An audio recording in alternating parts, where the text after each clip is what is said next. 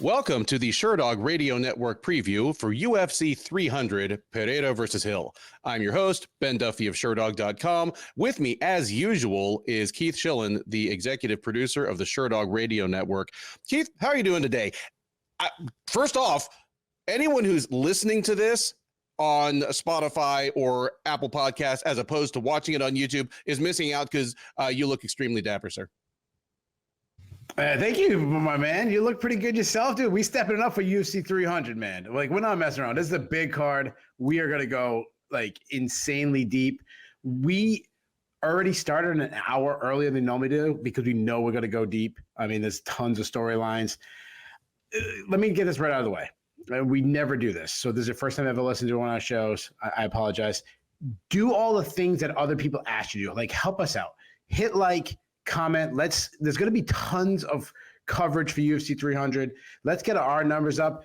There's countless podcasts out there. Nobody's going to go as deep as we're going to do. So you can take 1 second, hit like, maybe take 5 seconds, put a comment. Like, we should easily get at least 100 likes, 100 comments, make our boss. I mean, you know what am I saying? 100. We should get 300. I mean, UFC 300. Let's go big. And then also come to the recap show. I understand we do it really late. It's right after the event. This one's going to be our best one ever. You can be tired for one day. We're going to go crazy deep. We'll probably end at like 6 in the morning, maybe. I don't know.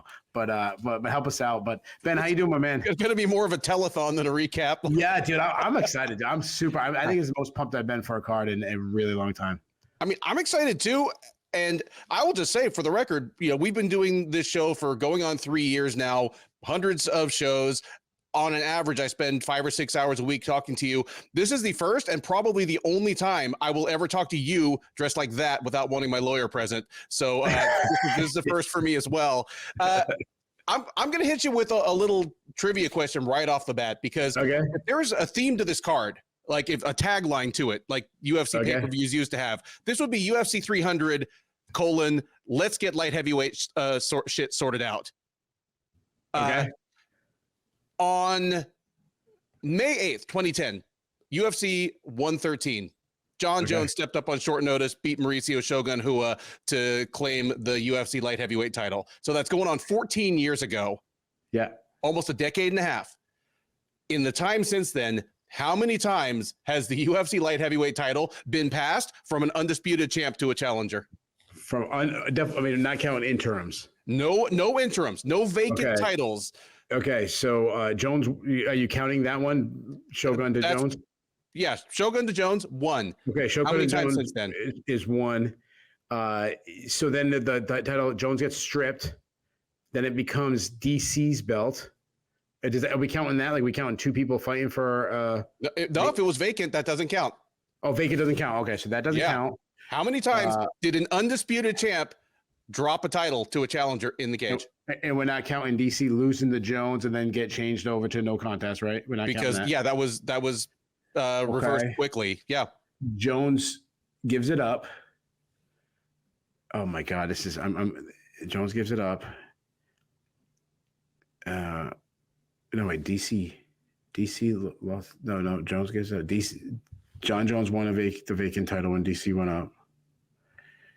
Jones gives it up to Jan Blachowicz wins a vacant title. Yep. Jan loses to Teixeira, so that's 2. Mm-hmm. Teixeira loses to Prochazka, that's 3. Uh-huh. And then all the rest are vacant, so 3 times. That's it, man. Almost 15 years.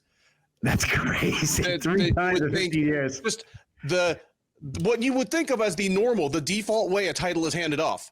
The champ loses, the challenger, the king is dead, long live the king. It's happened 3 times in 14 years. A lot of it due to John Jones. Of course. But just this has become an injury-plagued division. I mean, there are a solid, 6 205-pounders? There are 4 205-pounders fighting tonight, and any of them who wins convincingly enough could yell, "I'm the best light heavyweight in the world right now." Sure. And I might not agree, but I wouldn't laugh. Yeah, absolutely. Yeah, totally agree. Totally agree. This card, this card has to be an A+. Like, this is an A++. This is good. There's nothing more they could have done. And I'm one of the people that kind of like rolled my eyes when they took forever to unveil their mind-blowing main event, and then the mind-blowing main event ended up being Figueiredo versus Hill. That was me joking, like having a laugh at the expense of the UFC's hyperbole, but the card is amazing. Yeah, so like same thing. I felt the same way. And then when you dig in and you really start going over the fights and you're doing tape study, it's like, if you don't like this card, if you have to criticize this card, like, go screw yourself. Like, you're just one of these persons that got to criticize everything, and you hate Dana White, or you hate. And listen, we are not shills. We're not those. No. If a card sucks, we'll say it, but not this card. This card, like, I get it. Sure, we don't have the biggest names. I mean, Figueiredo versus Hill was not the main event we were expecting. I mean, when you toss out name, I mean, people, what do people want? Habib to return and fight Batman or something like that? Like, I get it. I wanted John Jones or Connor or some all-time main event. It's like, I get it. If you get dumped by Scarlett Johansson, you're gonna be sad. But if your friend hooks you up on dates with the entire Dallas Cowboys cheerleading team, I'm not going to be that sad. And that's kind of what we have here. Yeah, we don't have the megastar, but we have the most insanely deep card of all time. And we got 2 title fights. We got the BMF title. We got former champions everywhere. We got record holders. We got Olympians. We got top prospects. It's everything you want from the first fight all the way to the last one. I am so freaking pumped for this card. And with that said, we're going to go super deep. So I know some people, they hate story time with Keith. Some people love story time with Keith. If you're the ones who love it, you're not getting this one because we're going to go deep. So with that, we're going to start what we talked about, and we're going to name our 300 most memorable memories in the history of the UFC, right? Yeah. Start with number 300, go ahead. I would say, Bo Nickal's second fight in the UFC when he took on Val Woodburn on short notice, could he change his game plan, from one plus 1,200 underdog to another plus 1,200 underdog? Was the head kick still going to work? That was a real memorable one for me. Yeah. All right. So 299. Okay. Obviously, a joke. We're not going to do that, but we have a lot of fights to do. So, dude, you know what? I'm going to take blame for this. We haven't had anybody fall out. No, and I'm not going to apologize if I just cursed the card. I mean, this weigh-in day might be crazy. We might have some changes. I pray that doesn't happen. But right now, we haven't had anybody drop out. And those who are out there hoping, wishing, praying that the UFC was going to crown off this card with Jones or McGregor or Khabib, think of what we would be talking about right now. Because the UFC has literally shot itself in the foot by trying to hang UFC 200 on those guys. Oh yeah. And just think about the guys on this card. I mean, you have Jamal Hill in the main event who's coming back from a major injury. Yuri Prochazka had to give up the belt because of a major injury. Cody Garbrandt's been injured up and down his card. You go down the list. The UFC is hedging its bets because Prochazka is fighting Aleksandar Rakic, who hasn't fought in almost 2 years. They're like, okay, there's another guy. If things go to shit, we can make one great light heavyweight fight out of whatever pieces are left. Yeah, maybe. You can tell it's kind of on their mind. As far as depth, obviously the star power at the top isn't at UFC 100 or 200 levels, but this card is 13 fights deep. 11 of the 13 fights would have been an improvement over the headliner of the fight night we just had, Allen versus Curtis too. Yeah, and that was a great matchup, and there was nothing wrong with it. It's not like I'm singling that out as the worst fight night of the year. It was just an average fight night. 11 of the 13 fights on this card would be an improvement over that. Like if that had been UFC Fight Night Kattar versus Sterling, sign me the hell up. What's the fights that wouldn't be? I mean, Yusuff versus Lopes, probably not. And much as I hate to say it, 5-0 Bo Nickal versus a guy who's 500 in the UFC, I'd have a hard time swallowing that as a headliner. Okay, but the point is, the last fight night main event would be on the early prelims of this card. Dude, the card opener here is Figueiredo versus Garbrandt. Yeah, I did. This is going to be great. Jessica Andrade is third from the bottom of this card. Did you hear what they're doing at the press conference? So supposedly they're having all 26 guys up there. Okay, now I kind of wish Conor was on the card because stupid shit. This is gonna be nuts. This is gonna be. I'm sure Cody Brundage is gonna get a lot of questions, and Marina Rodriguez get a lot of questions. But oh yeah. I mean, any other general thoughts about this one before we dig right in? We got to get into this. I mean, we're already 15 minutes into this, and we got a lot of stuff to talk about. All right. First up at UFC 300 is a bantamweight clash between Deiveson Figueiredo and Cody Garbrandt. Figueiredo, the 36-year-old Brazilian, is 22-3-1 overall. He's 10-3-1 in the UFC. He is the former flyweight champ, of course, well, multiple-time former flyweight champ. He is 1-0 since moving up to bantamweight. He made his bantamweight debut in December at UFC on ESPN Dariush versus Tsarukyan, where he took a unanimous decision over Rob Font. He will look to make it 2-0 and establish himself maybe as a little bit of a line cutter in the extremely crowded top 10 of the bantamweight division at the expense of Garbrandt. Garbrandt, 32-year-old Ohio native, is 14-5 overall. He's 9-5 in the UFC. He's 9-4 at bantamweight, and he is a former bantamweight champ. He moved down to flyweight for a one-off performance, got knocked out by Kattar France a little over 2 years ago. Since then, he fought twice last year. He has a decision win over Trevin Jones in March at UFC 285 and a first-round knockout of Brian Kelleher at UFC 296 in December. So he'll be looking to make it 3 in a row and prove that he's not so washed up as some fans and pundits might have believed him to be. The odds are not with him here. Figueiredo is a prohibitive -310 favorite. Garbrandt +240 on the comeback. Oh, I was wondering about some of these lines. Holy moly. Oh, I'm going to be wrong all night. If you ask me, I thought this was going to be a pick'em. I've got a few to quiz you about. I'm going to flip this one to you first, but wow. And I'm sure you're going to answer this question for me in the course of predicting the fight, but who is the real Cody Garbrandt right now? Is he the guy that looks like he probably, needs a standing 8 count after shaving, or is he the guy that showed signs of new life in the division last year? Yeah, I hope it's the latter.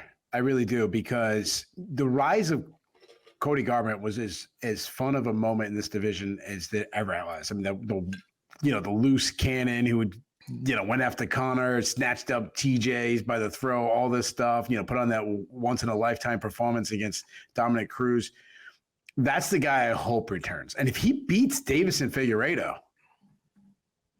I don't know if he's that level, but he's a lot closer than the one that we kind of gave up on. No, I gotta be honest, I've been giving up on him, and he's starting to show some life again. I mean, he's still athletic. He moves well.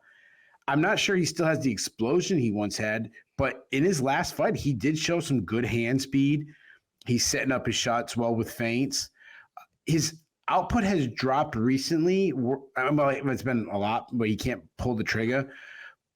But a drop in output can be understandable because he's trying to limit the damage he's taken, and maybe a smarter Garbrandt wins more fights.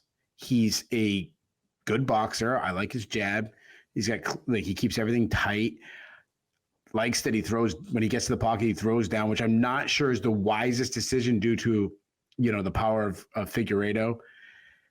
But he's got those short, tight shots, which the little short right hand he has is a really good shot. He still has good power for the division. Now, because of his boxing style, he's open to leg kicks, something I'm worried about. He's got solid wrestling. I mean, he's got really fast entries. And go back to the Trevin Jones fight. He uses wrestling a lot in that fight. I mean, he's got good timing when someone over pursues or just drop down. I always think about that. It's always his best performance at the Dominic Cruz fight, but when he reshot on Dominic Cruz, it was one of the most memorable takedowns I can remember. He's got strong takedown defense. He's got great ability to scramble back to his feet because of his athleticism. Well, to Figueiredo. Figueiredo's a good athlete himself, but he also, in fairness, has shown some signs of decline. Now, I do think moving up to 135 can kind of save some time he has left of being really relevant near the top of the division. Now, again, if you ask me which one is he more likely to win a title, well, 125 is really shallow right now. We're not, next title challenge, and not many people are happy about that. well, 135 is one of the deepest, but the long run, putting more water in his brain and his muscles, I think is a good thing. And I thought he looked pretty solid in his bantamweight debut. Mm-hmm. He got thrown right to the wolves in a good fighter in Rob Font. I thought he looked good. He's a counter fighter who that can fight out both stances. He can be low output at times and throw a lot of single strikes. He did that against Moreno, but I think that might be something about fighting at 125 with a big weight cut. At 135, he can have more output. His output, his 135 debut is pretty solid. I like that he draws out attacks with feints. He's got a slip and rip style. I've compared him in the past to Vanderlei Silva, where he kind of holds his ground and throws wild, hard shots, not willing to take a step back, which is always going to be fun. He throws these looping hard shots that land from weird angles. But some of his best punches is when he gets hit and he just throws back and he lands a shot. And he doesn't even have to be accurate. He's got so much power. Just a small grazing shots, it will land harder than his opponent does. He's really good when he starts cleaning things up, though, when he tightens up that right hand. His short left hook in his last fight was something I liked. He's one of the biggest hitters in the featherweight history, and that's not going to be the same at bantamweight, but he did show that he can still crack in this division. I mean, he hurt Rob Font a couple times. I like when he gets in close, he'll throw elbows to close, kind of close the range and follow, that up.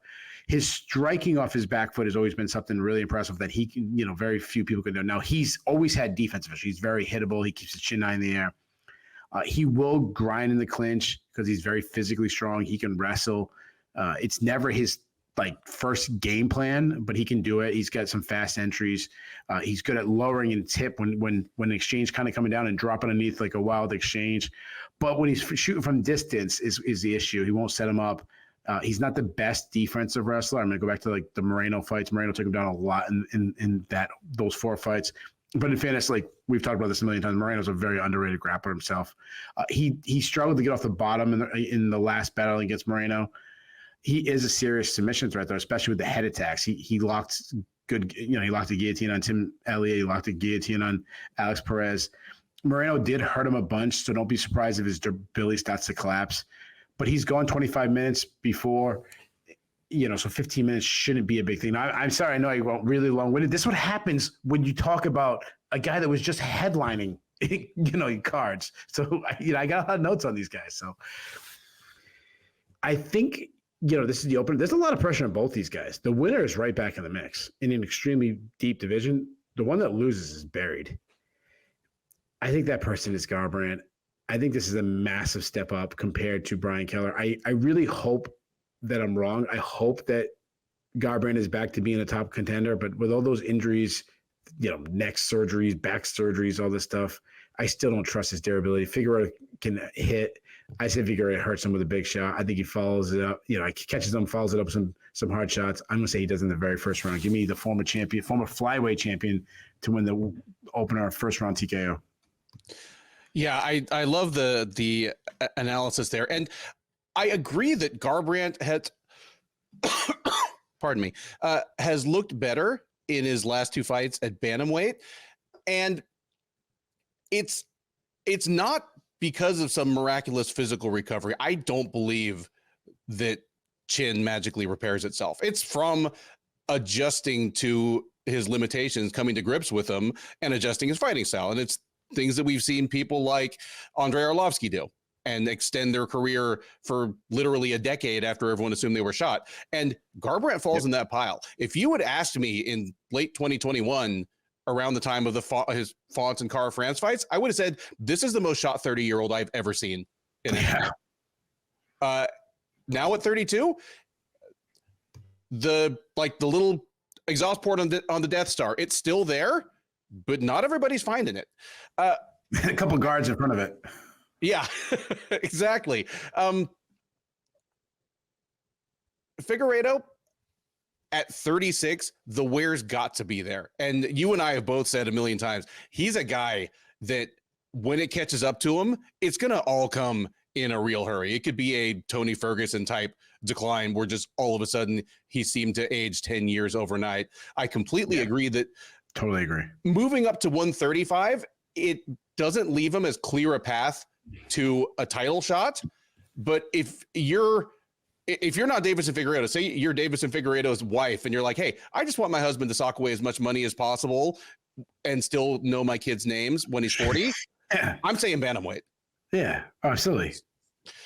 Having said that, I'm with you in that this fight favors Figueiredo.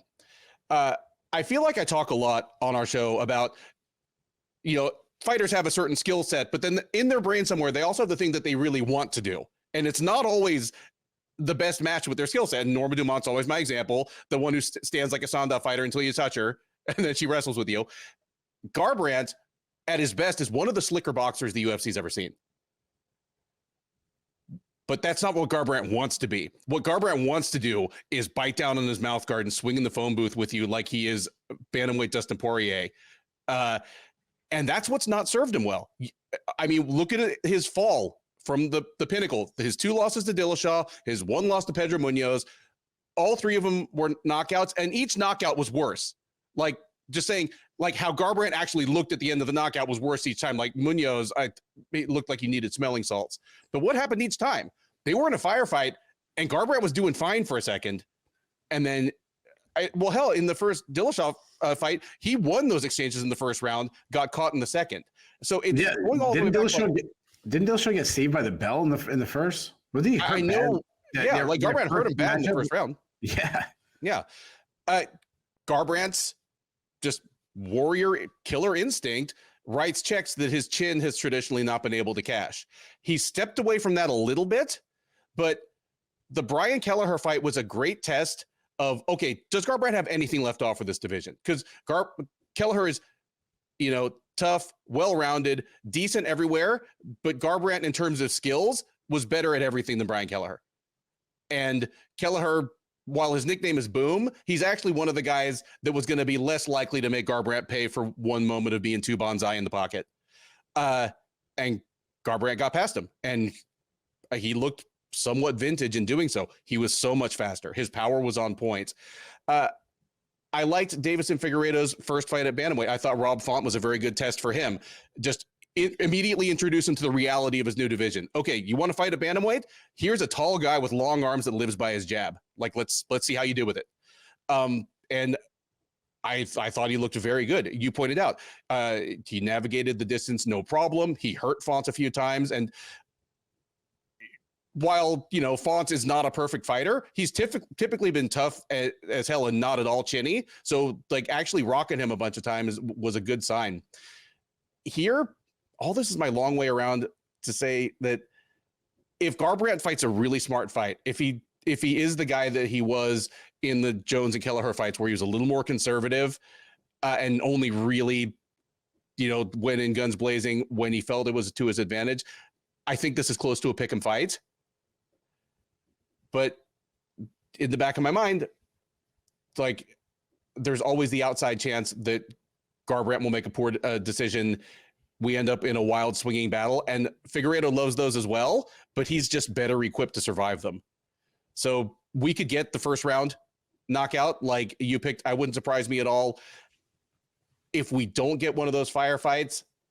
I think Garbrandt comes out just a little behind Figueiredo in a nip tuck fight. But no, I do think we're going to end up with just the wild swinging at some point, and whatever other improvements he may have made, that's going to remain Garbrandt's Achilles heel. I'll take Figueiredo by second round TKO here, but it should be one hell of a fun fight. Next up on the UFC 300 undercard is a lightweight matchup between Bobby Green and the record-setting Jim Miller. Green, the 37-year-old Californian, is 31-15-1 with 1 no contest overall. He is 12-10-1 with 1 no contest since joining the UFC out of the dissolution of Strikeforce. That should tell you something about what a veteran he is and how long he's been around. He is coming in off of a loss. He got knocked out in the first round by Jalin Turner last December at the same Dariush versus Tsarukyan fight night that several fighters on this card were on. This will be his first fight since then. Previous to that, he was on a nice little streak of wins over Tony Ferguson and Grant Dawson. He'll look to get back into the win column against Miller. The 40-year-old from Sparta, New Jersey, will set a unequaled and perhaps unequalable record the moment he steps into the cage as the only fighter to compete at UFC 100, 200, and 300. He's been asking for this for over a year, probably had it circled on his calendar. I, for one, am glad that the UFC had the sense to just do the thing, give the man his wish. He has paid his dues and then some. And it's not like they're dragging him in here on the heels of some miserable losing streak. He is on a 2-fight win streak and has won 5 of his last 6, and all of a sudden turned into the kind of finisher he never really was during his so-called prime. He fought back in January at UFC Fight Night Ankalaev versus Walker 2, where he tapped out Gabriel Benitez in the first round. Prior to that, he fought twice last year, dropping a decision to Alexander Hernandez and picking up a 20-second knockout win over Jesse Butler. Odds on this one, fairly close. Close enough that I'll quiz Keith. Your favorite is -180. Your underdog is +145. Who are they? Oh, I'm gonna guess Bobby Green's the favorite. You are correct. Bobby Green is the favorite. I like the story of both these guys. Bobby Green, he is what he is. It's not like he's leveled up as a fighter. It's not this Charles Oliveira type transformation. It's not even quite a Jorge Masvidal transformation, but Green just tightened up the mistakes and the kind of lackadaisical habits just enough to get a couple of key wins, remind us how impressive and how fun he is to watch when he's on. And that gave him a chance to get a little more time on the mic, become the kind of guy who can reliably headline fight nights, either as the A side or with the appropriate A side. And that's good. I mean, I'm sure Bobby Green doesn't think of himself this way, but if you'd asked me when he entered the UFC over a decade ago, I would have said, okay, my top wish for Bobby Green would be that he become kind of a hardcore fan favorite, a reliably entertaining guy, maybe kiss the bottom of the top 10 once or twice and become the kind of guy that can headline free fight cards. And he's made it. Yeah. And, nice call. Well, I'm not saying I would have thought that was likely. That just would have been my Christmas wish list for guys coming over from Strikeforce. I would have been like, okay, Daniel Cormier should win titles at light heavyweight and heavyweight. Yeah. And at 37, he's not shown any real signs of slowing down. I mean, he's still a slick boxer with all the benefits and the occasional drawbacks that being a quote unquote slick boxer come with. We've talked about it. You go into it in better detail than I do, but he does have a little of the Masvidal, Michael Johnson thing of, if I'm looking slick and you're not hitting me, I'm winning rounds. His wrestling is not so much underrated as underused, though. He has shown himself willing to turn to it from time to time. I'm waiting for him to start looking old, and it just hasn't happened yet. He got knocked out by yeah, I mean, except when Jalin Turner cracks him, but the thing is, that's not because Green is chinny. That's because Jalin Turner hits like a truck, and Green's always been capable of being knocked out when the right guy hits him in the face. I mean, Drew Dober knocked him out a few years ago. That's just being a human with a human chin. Yeah, like Dustin Poirier hits like a truck. Jim Miller is a lot of things. I wouldn't say he hits like a truck, though he hits harder than he did 5 years ago. Obviously, it's remarkable that he is fighting as well as he is at age 40. I will never forget one of our earlier previews, when he fought Vince Pichel way back in August of 2020. And I literally said, at this age, Jim Miller, all he's got left is an opportunistic submission game and about 6 minutes of cardio. He seemed to be so shot in every other way. And I wasn't wrong that night, but I was wrong in general. He lost to Vince Pichel, and it was kind of the predictable thing. He looked great in the first round, and then Pichel was rolling on him by the end. Miller, I don't know if it's just willingness to swing harder, sitting down on his punches better, but he has more knockouts in his last 5 or 6 UFC fights than he did in his first 30. He's crazy. He's still decent, just kind of blue collar, grimy wrestler. He was always more effective than pretty as a wrestler. That certainly doesn't get better once you hit 40. And still pretty slick submission game. he looks slow on the feet. He doesn't look slow on the ground. He's still quick to take the back. He's still quick to just, take advantage of things that present themselves to him in transition. But here,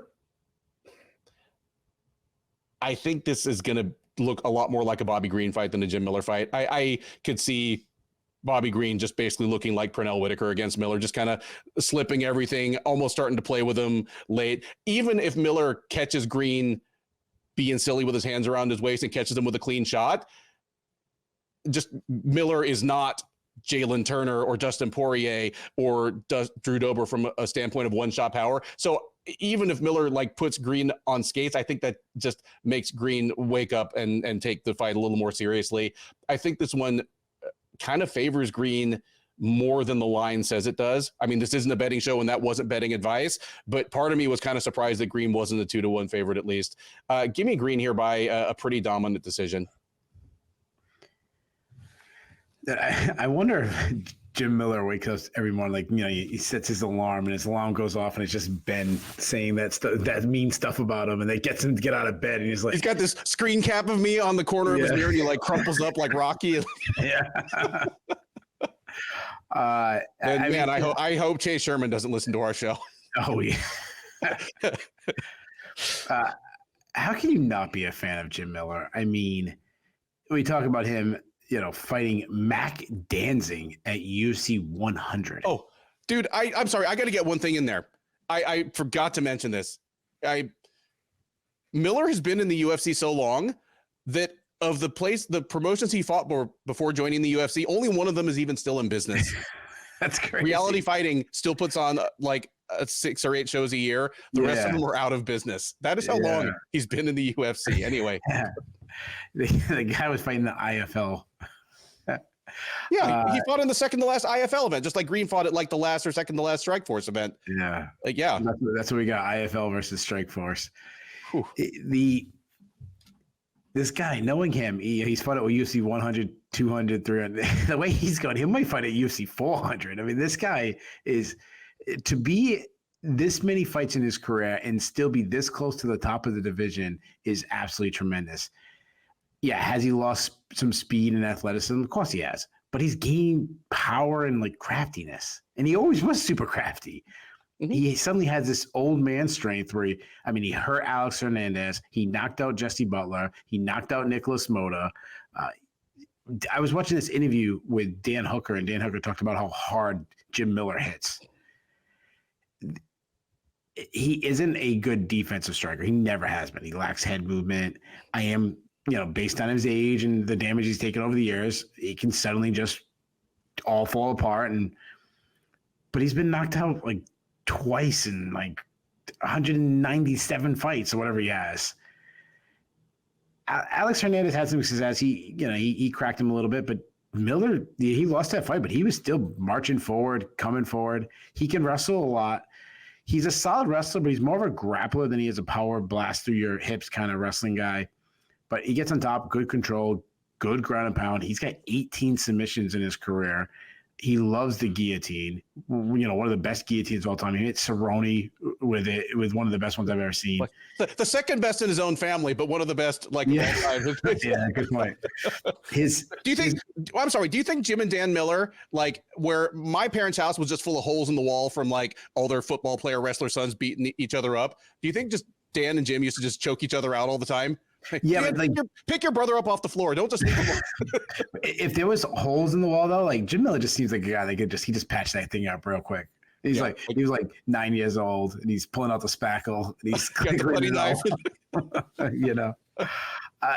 His cardio has been inconsistent, but it is at one point I agree what you're saying about having this 6 minutes of cardio. I don't know, maybe he's found some magic pills. I was saying that more in a sexual way, not accusing him of steroids. But he hasn't had to go past 6 or 7 minutes very often since the you knock a guy out quick. You knock a guy out, it's a minute quick. You don't have to worry about it. But Bobby Green, he's a boxer. He's constantly switching stances. He moves well. He hangs his hands low, so he throws punches at weird angles. He works this up jab. Majority of his work comes off of that jab. I like when he'll jab, and then sometimes his next combination he'll lead with his rear punch, which is different. It also helps him to close the distance quickly if he's on the outside, because it's not something you expect. He kind of follows that power punch in. He's a guy, if you pressure him, he can land while backing up, which is a rare thing. He likes to throw it on the pocket. He'll close things up and look for elbows and stuff inside. You talked about him cruising and showing a lack of urgency. We've talked about this a million times. I don't want to rehash that. But to his credit, he's kind of stepped up the output lately. He showed against Grant Dawson. He was never the biggest power puncher, but he showed great power against Grant Dawson. His defense, he slips with his, he uses his hands a little parrying, but a lot of rolling with punches and stuff, which I hate doing. I think it never looks good. And durability is starting to become an issue. I mean, he was knocked out by Drew Dober. Tony Ferguson dropped him in a fight. And you know how bad Tony Ferguson looked recently. And then obviously in his last fight, he was knocked dead by Jalin Turner. He's a solid wrestler. He's been using it a lot more lately, which is weird as you get older that he's using wrestling more. But I think that might be a little bit of what we got with Garbrandt and kind of just understanding you have to change as you got to evolve as you get older. So I think it might be some of that. And if he's taken, he's really hard to get down. If he's taken down, he's hard to hold down. He does really well to get back to his feet. The only person who's been able to hold it down is Islam Makhachev, but obviously that's a once in a lifetime kind of grappler. Yeah. If you told me 5 years ago that I would consider taking Jim Miller in the UFC to win a fight right now, I'd be laughing at you. I'm on the fence. Like, you're saying the line should be bigger. I think it should be closer. Green has the speed advantage, and I actually think he has the wrestling advantage, which most people I don't think would credit, giving him credit to out-wrestle Jim Miller. I think Miller has the durability advantage and the power advantage. I still think the speed might be a little too much for Jim Miller. I think Green lands the more shots. I think he's still too fast. He's going to have to watch his chin, not make a mistake. He's going to have to kind of be perfect. But I say Green wins a decision. But you're very confident in your pick. I'm not confident at all. But give me Green by decision. Wouldn't be sad to be wrong. I like both these guys. But if Jim Miller could become the only fighter to win at UFC 100, 200, and 300, that's like God mode shit right there. That would be amazing. It'd be really amazing if Brock Lesnar showed up and said, no, you're not going to be the only person. And then he fights Bobby Green and wins. Brock Lesnar will be the first guy to get a win, a loss, and a no contest at No, he wouldn't. No, if he beat, if he loses to Bobby Green, then he would have a loss. But next up at UFC 300, we head to the strawweight division for a clash between Jessica Andrade and Marina Rodriguez. Andrade, the 32-year-old Brazilian, is 25-12 overall. She is 16-10 in the UFC. That spans across 3 divisions. She has fought at bantamweight, strawweight, and flyweight. She's 9-5 at strawweight, and she is coming into this fight off a win. She knocked out Mackenzie Dern in the second round at UFC 295 back in November. Prior to that, she had been on a 3-fight losing streak, those coming against Erin Blanchfield at flyweight, then Yan Xiaonan and Tatiana Suarez. All 3 losses by finish, so it was definitely a bounce-back moment for the former champ at UFC 295. She'll look to make it 2 in a row here and kind of let us all know that she's not done as a factor in the title picture. She'll have to get past Rodriguez to do that. 36-year-old Brazilian is 17-3-2 overall. She is 7-2-2 since joining the UFC out of the first season of Dana White's Contender Series Brazil. She also is coming in off of a win and then 2 losses before that. She knocked out Michelle Waterson-Gomez in the second round back in September at Fight Night, Fizzy versus Gamrot. Prior to that, she had lost back-to-back fights to Amanda Lemos and Verna Jandiroba. Odds on this one are pretty tight.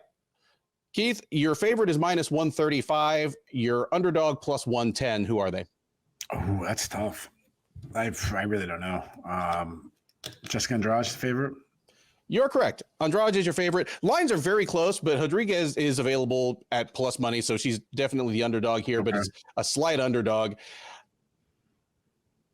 Here's the thing for me is, unless Andrade is seriously compromised, unless she's an old 32, or I guess more relevantly, if she's reached a point in her career where she can no longer make 115 pounds and perform at her best, unless that's the case, I think this matchup actually favors her. I like Marina Rodriguez a lot. I've enjoyed watching her fight. I've rooted for her, at least in the sense of I want to see her keep winning so I can keep seeing her do her thing in the octagon. But she's really just a slightly refined version of the same fighter she's always been. And at this point, she's 36. She's going to turn 37 in a couple of weeks. It's kind of wild that she's almost 5 full years older than Andrade. Yeah, that's the most surprising thing, that she's the old one and Andrade is still the young one. Yeah, like, and it's I not would guess the complete opposite way around. I mean, Rodriguez, obviously a tall, rangy Muay Thai striker. She prefers to conduct things at distance, but she is very adept at chewing up fighters who don't have a good way to bridge, to close the distance on. I mean, look no further than the last fight. She wrecked Michelle Waterson-Gomez. I mean, to the point that it was uncomfortable to watch because she had a shorter fighter that had no real way of getting in the pocket other than running in at her. And Rodriguez is good at dealing with those type of fighters. Having said that, Rodriguez herself does not have a ton of power. But like she has a bunch of knockouts and TKOs on her record, but it's like it's Joanna Jędrzejczyk power, like where when she's racking up the strikes on people, it hurts, but it takes an accumulation of damage for them to really be compromised. I don't know if she's going to be able to keep Andrade off her. Like Rodriguez she can be touched by fighters who can just crash the pocket, take the shot or two on the way in and get their hands on her. Her takedown defense has never been good. And while Andrade isn't a beautiful, technical, classic wrestler, she's perfectly adept at running in, grabbing women and throwing them down. I could see this looking a little like Andrade versus Caitlin, now Sermonara, where Caitlin at the time, Chikagian, very much an outfighter who was good at snake charming women, keeping him on the outside, and Andrade just ran in, punched her in the guts, and the thing was over in seconds. I'm not saying this thing is over in seconds, but I do think Andrade is going to be able to find Rodriguez. I think she's going to be able to hit her. Rodriguez will fire back. Rodriguez, again, is good with her kicks and her jab at range. She's also good at using close quarters Muay Thai weapons, but the power differential between her and Andrade is going to be huge. And what Andrade has in her back pocket is, if she likes, she can take Rodriguez down. Andrade is a mean ground and pounder who doesn't tend to look for submissions first, but is happy to take them against a compromised opponent. Hell, she doesn't even have to take him down to do that. Look no further than her tapping out Amanda Lemos with a standing arm triangle choke.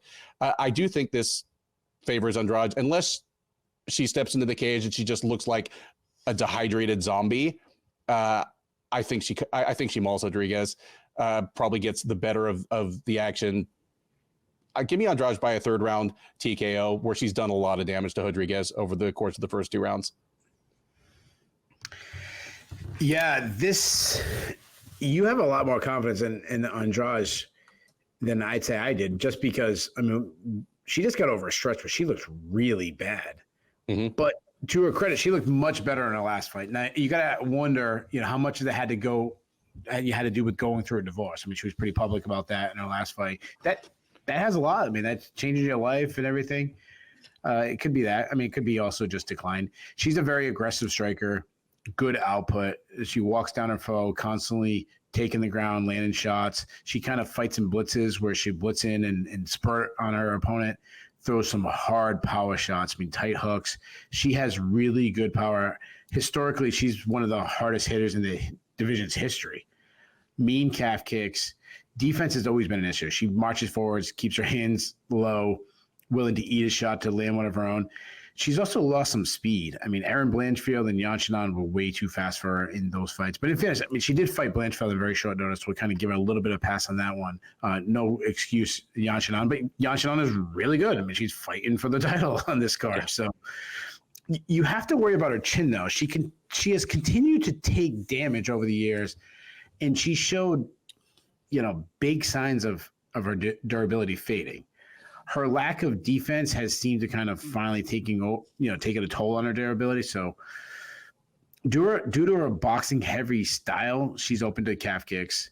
She's a really good grappler, though. Very strong wrestler, fast entries, insanely strong. She grabs the leg and tosses opponents on their head. When she gets on top, I mean, vicious ground and pound. God. I am surprised, though, how quickly she was submitted by Erin Blanchfield and Tatiana Suarez. I mean, those are two really good grapplers. I mean, Suarez is a terrible stylistic matchup for always would have been a terrible stylistic matchup for Jessica Andrade. She is tough to take down, though. I mean, you've got to be like a Tatiana Suarez to get her down. She showed against Mackenzie Dern ability to sprawl and brawl. She's also been able to fight at a really high pace her entire career, beating, opponents deep into later round of fights, and being this is only 15 minutes should be a problem. Rodriguez is a really good athlete. Now, again, at her age, that could fall apart, but I haven't seen any signs. She's a long and lengthy fighter, really big for the weight class. I think she's a good striker. I'd say she's a pressure striker, good volume, attacks with combinations.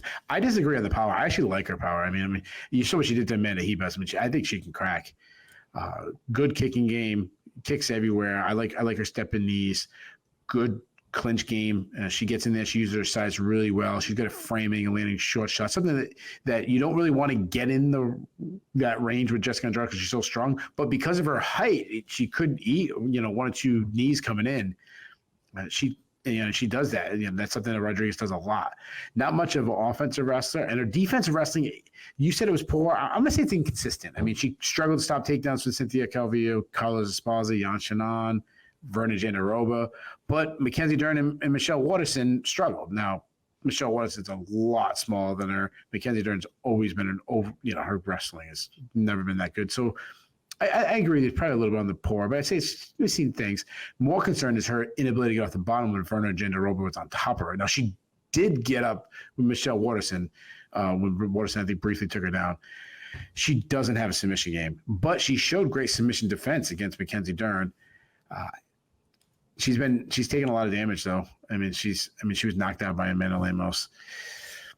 I think this is a fantastic fight. I'm really intrigued by this one. I think it's going to get overlooked due to all the stars on this card. I mean, when they're in the media day, they're not going to get a lot of questions. You got two Brazilian women who don't speak English. Actually, did Rodriguez play?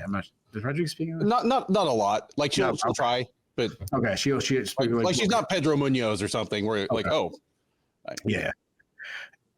I think there's a lot of pressure on both these fighters. Neither can afford a loss. Both fighters can land good shots on the feet and end it. Andrade can close the distance and wrestle to win.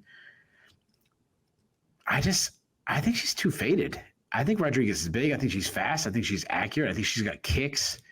I think she lands some good shots as Andrade comes in. I mean, she might get taken out. She might eat some shots.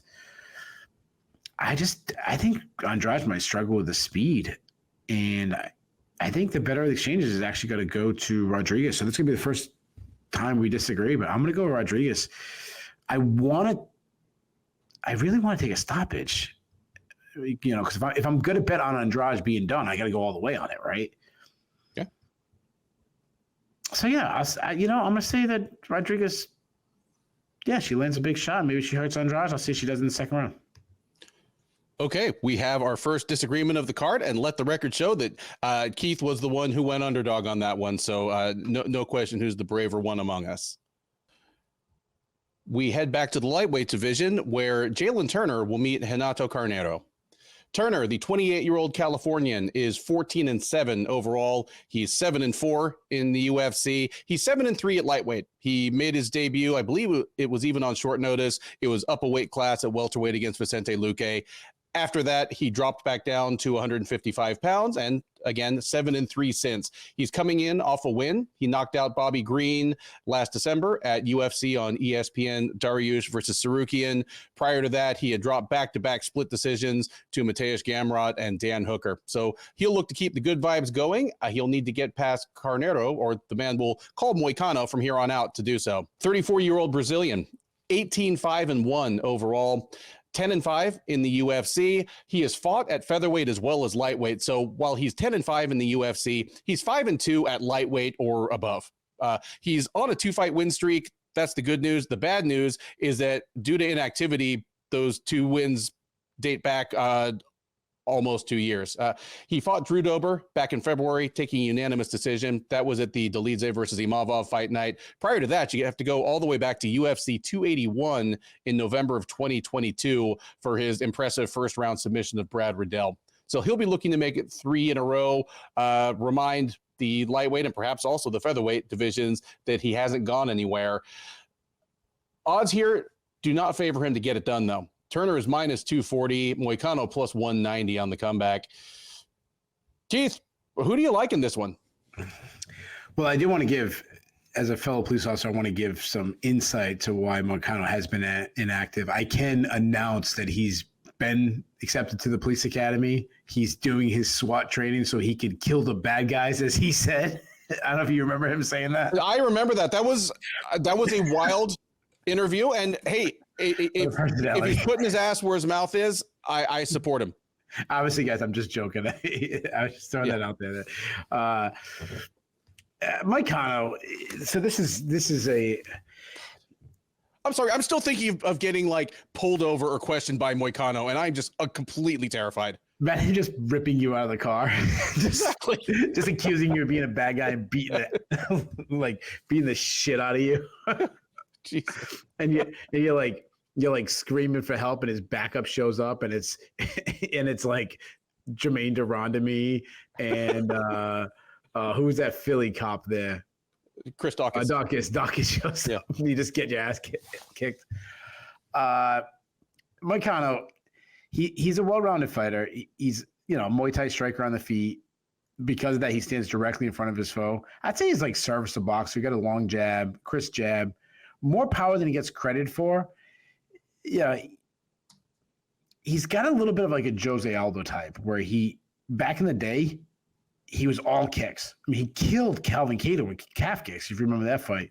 And suddenly now he doesn't throw them anymore, which is surprising. He's a solid wrestler, got really good back takes, elite back control, good submission game. He's got 10 submissions. The problem is, why it's hard to pick him is his chin. He's had inaccurate, what am I saying?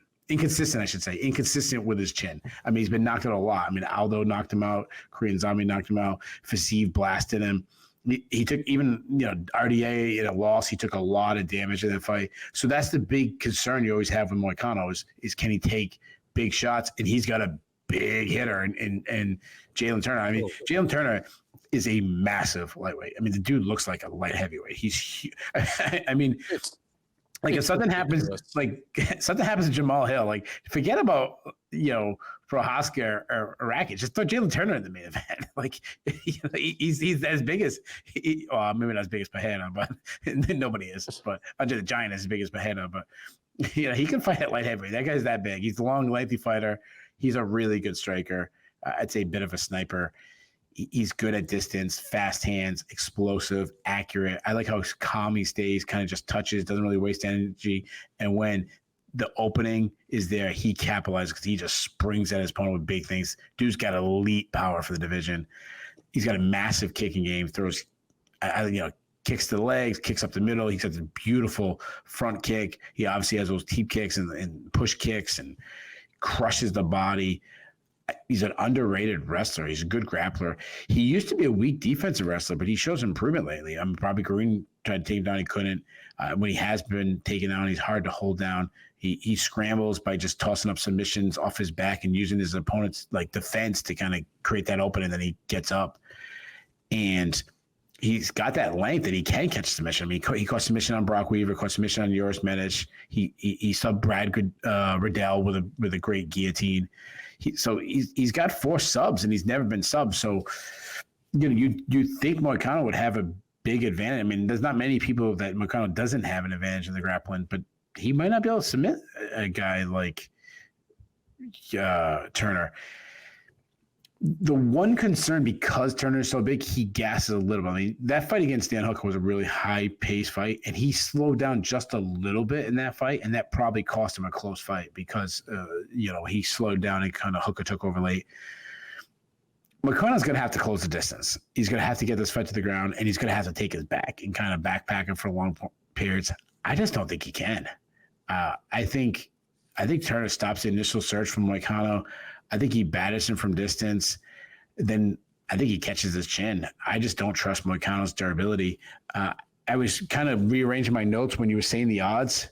Turner's the favorite, right? You said? Yeah, he's a strong favorite. He's minus 240, Carneiro plus 190. Yeah. Okay. Wow. I didn't think it'd be that big, but yeah, I like Turner. I think Turner wins by first round knockout. Yeah, I like the breakdown there. I like that you mentioned Turner's development, because he was obviously just an eye-opening prospect when he got to the UFC. He fought on the Contenders series. That was back in season 2. So even though he won, I don't think he was immediately signed. He had to fight Vicente Luque on short notice to get into the UFC, which seems mean in hindsight. But you could tell even at the time he had startling physical tools, like John Jones type tools. Like, this guy is a lightweight. So, and when he lost to Matt Frivola in like his 3rd UFC fight and just got out wrestled so badly by a fighter in Frivola who is a good wrestler, but he's not Islam Makhachev. Like, he's a good wrestler. And Turner was just unable to stop the takedowns. And unlike now, as you mentioned, at the time, he had trouble getting up once Frivola got him down. At the time, that was all the way back in 2019, I wrote an occasional column for Sherdog that was called MMA Gradebook, and I just graded each fight on how entertaining it was without spoiling the fight. So you could read, and if fights were great, I told you they were great and they were 5 stars or A+.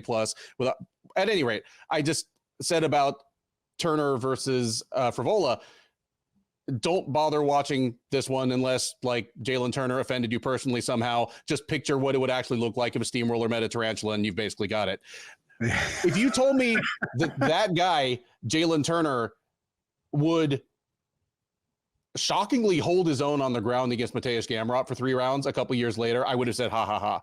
Like, Gamrot, one of the best wrestlers in the division. And yeah, he was able to get Turner down, but he had a tough time keeping him down. It's not like Turner was in a constant peril.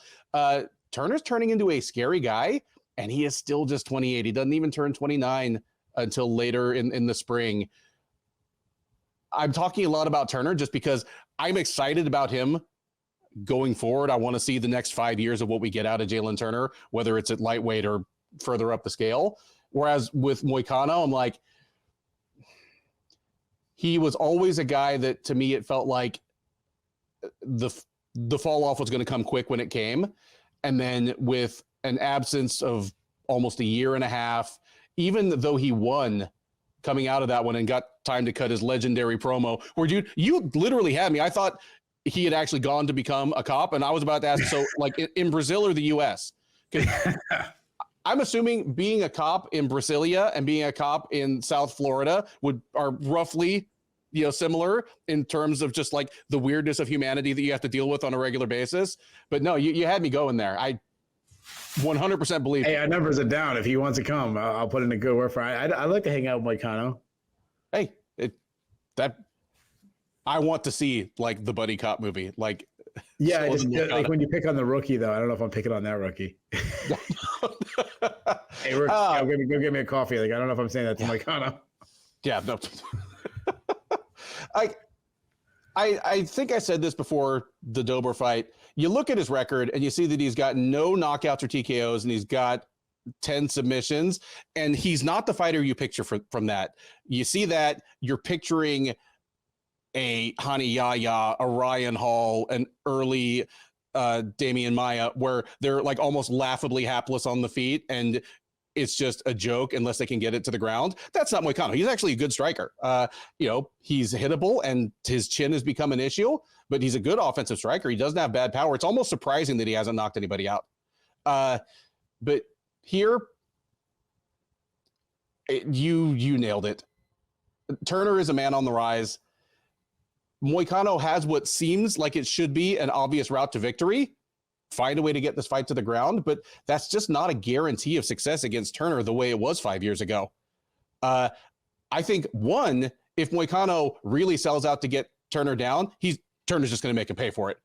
Moicano's going to end up running right into a knee or an uppercut, or just end up getting like Travis Brown elbowed against the cage. I could totally see that. Like if Moicano's coaches have hammered into him, you got to get this fight to the ground, I could see him just selling out for a takedown against the cage and just getting elbowed in the side of the head and maybe the back of the head until the thing's over.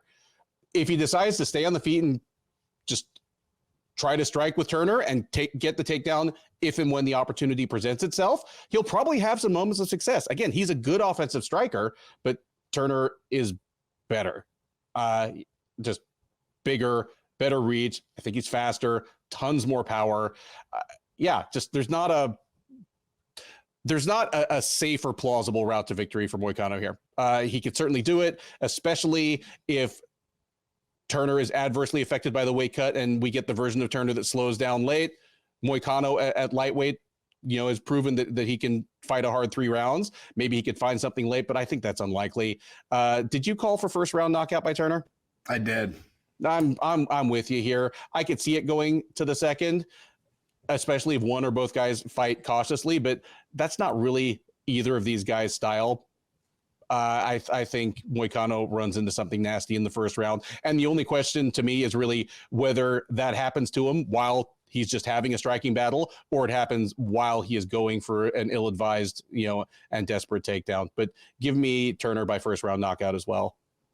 You know what I love about this matchup where you're talking? I was just thinking, like, you got a Brazilian SWAT team member versus a guy who's obsessed with tarantulas. Like, that just feels like a 1980s wrestling gimmick. Like, Turner knocks him out, and then he takes a tarantula and puts it on Moicano's body. Or it's like, you think about the bad gimmicks of wrestling back in the 80s. Like, a guy came down with a bird, and one guy's repos your car when you haven't paid your tickets and shit. Like that's what Jalin Turner just seems to be, like a 1980s wrestler. He would have to do the Jake the Snake Roberts thing. When he beats someone, he just dumps this like bag of spiders onto him. Just put the spider on him. Okay, dude, I'm so freaked out right now. Because the thing about Jake the Snake and the snake was, I don't know what tranks they shot that snake up with, but it looked like they took it out of the fridge. Like the thing barely moved. He just kind of dropped it on the guy and the announcers are all freaking out. If somebody actually dumped a bunch of tarantulas on somebody in a wrestling ring, I would probably faint. I'm not tough that way. Ugh. Anyway. It also sounds like the setup for some sort of like serial killer movie, like Moicano, like seeks the tarantula collector, like, Jalin Turner, some sort of like super villain type guy. Or the SWAT team member enters the house, but he really falls into the tarantula pit. Yeah. It's like Silence of the Lambs, but with like just tarantulas instead of that moth. Featherweights take the cage next as Sodiq Yusuff squares off against Diego Lopes. Yusuff, the 30-year-old Nigerian-American by way of Maryland, is 13-3 overall. He is 6-2 since joining the UFC out of season 2 of Dana White's Contender Series. He did lose his last time out, dropped a unanimous decision to Edson Barboza in the headliner of UFC Fight Night 230 last October. Prior to that, he hadn't fought for a whole year, but he did fight twice in 2022, winning over Alex Caceres and Don Shainis. He will look to get back in the win column here against Lopes. 29-year-old Brazilian is 23-6 overall. He is 2-1 since joining the UFC. As a veteran of season 5 of the Contender Series, he fought on the Contender Series, lost to Joe Anderson Brito, so he went and fought a couple times in some regional promotions, including Fury, then got the call up to fight Movsar Evloev last May. He acquitted himself pretty respectably in a decision loss, in that debut, then has been back since then with first round finishes over Gavin Tucker and Pat Sabatini. The most recent of those, the Sabatini fight, took just 90 seconds, and that was at UFC 295 last November. So he's sort of dropped in out of nowhere and become a man of interest in the featherweight division. He will look to make it 3 in a row. Keith, is he favored to do so? Your favorite in this fight is minus 140. Your underdog is plus 110. Who are they? I'm glad that the line is close. I'm going to say Lopez is the favorite. You are correct. Diego Lopez, minus 140. Sodiq Yusuff, plus 110. And it's funny because this is happening even as Yusuff finally seemed to be kind of turning the corner into the sort of fighter we thought he could and should be. Like, he came up short against Barboza, but it's not like he shit the bed. One, he headlined the UFC fight night. Two, he held his own against one of the greatest strikers in the history of the sport, who, despite all reports to the contrary, seems to be fighting near his peak powers. And yet he comes in here as an underdog to a guy that entered the UFC as almost an afterthought a year ago, and all of a sudden is really interesting. Obviously, moral victories only go a certain distance, but looking as good as he did against Movsar Evloev, at least opened my eyes a little bit. Knocking out Pat Sabatini in 90 seconds opened them further. I mean, if you can do that to Pat Sabatini, you have top 15 upside. I don't know if you'll make it. You have to win a lot of fights in a row to get there in the UFC featherweight division. But you know what? If you effortlessly tap out Gavin Tucker and you knock out Pat Sabatini each in about 90 seconds, you're somebody I want to see against top 15 fighters sooner than later. And Yusuff is just right on the outskirts of that top 15. This is a great matchup. This is another one where I go, how is this that far down the card? And then I look at the rest of the card. This is one of the two that I singled out as maybe it wouldn't be the sexiest fight night main event by itself, but it also wouldn't be the worst one this year. Like if this was next weekend's headliner, it wouldn't like be a bonanza of a headliner, but it wouldn't be the worst one we get this year. No, not at all. Yusuff is a frustrating fighter a lot of the time.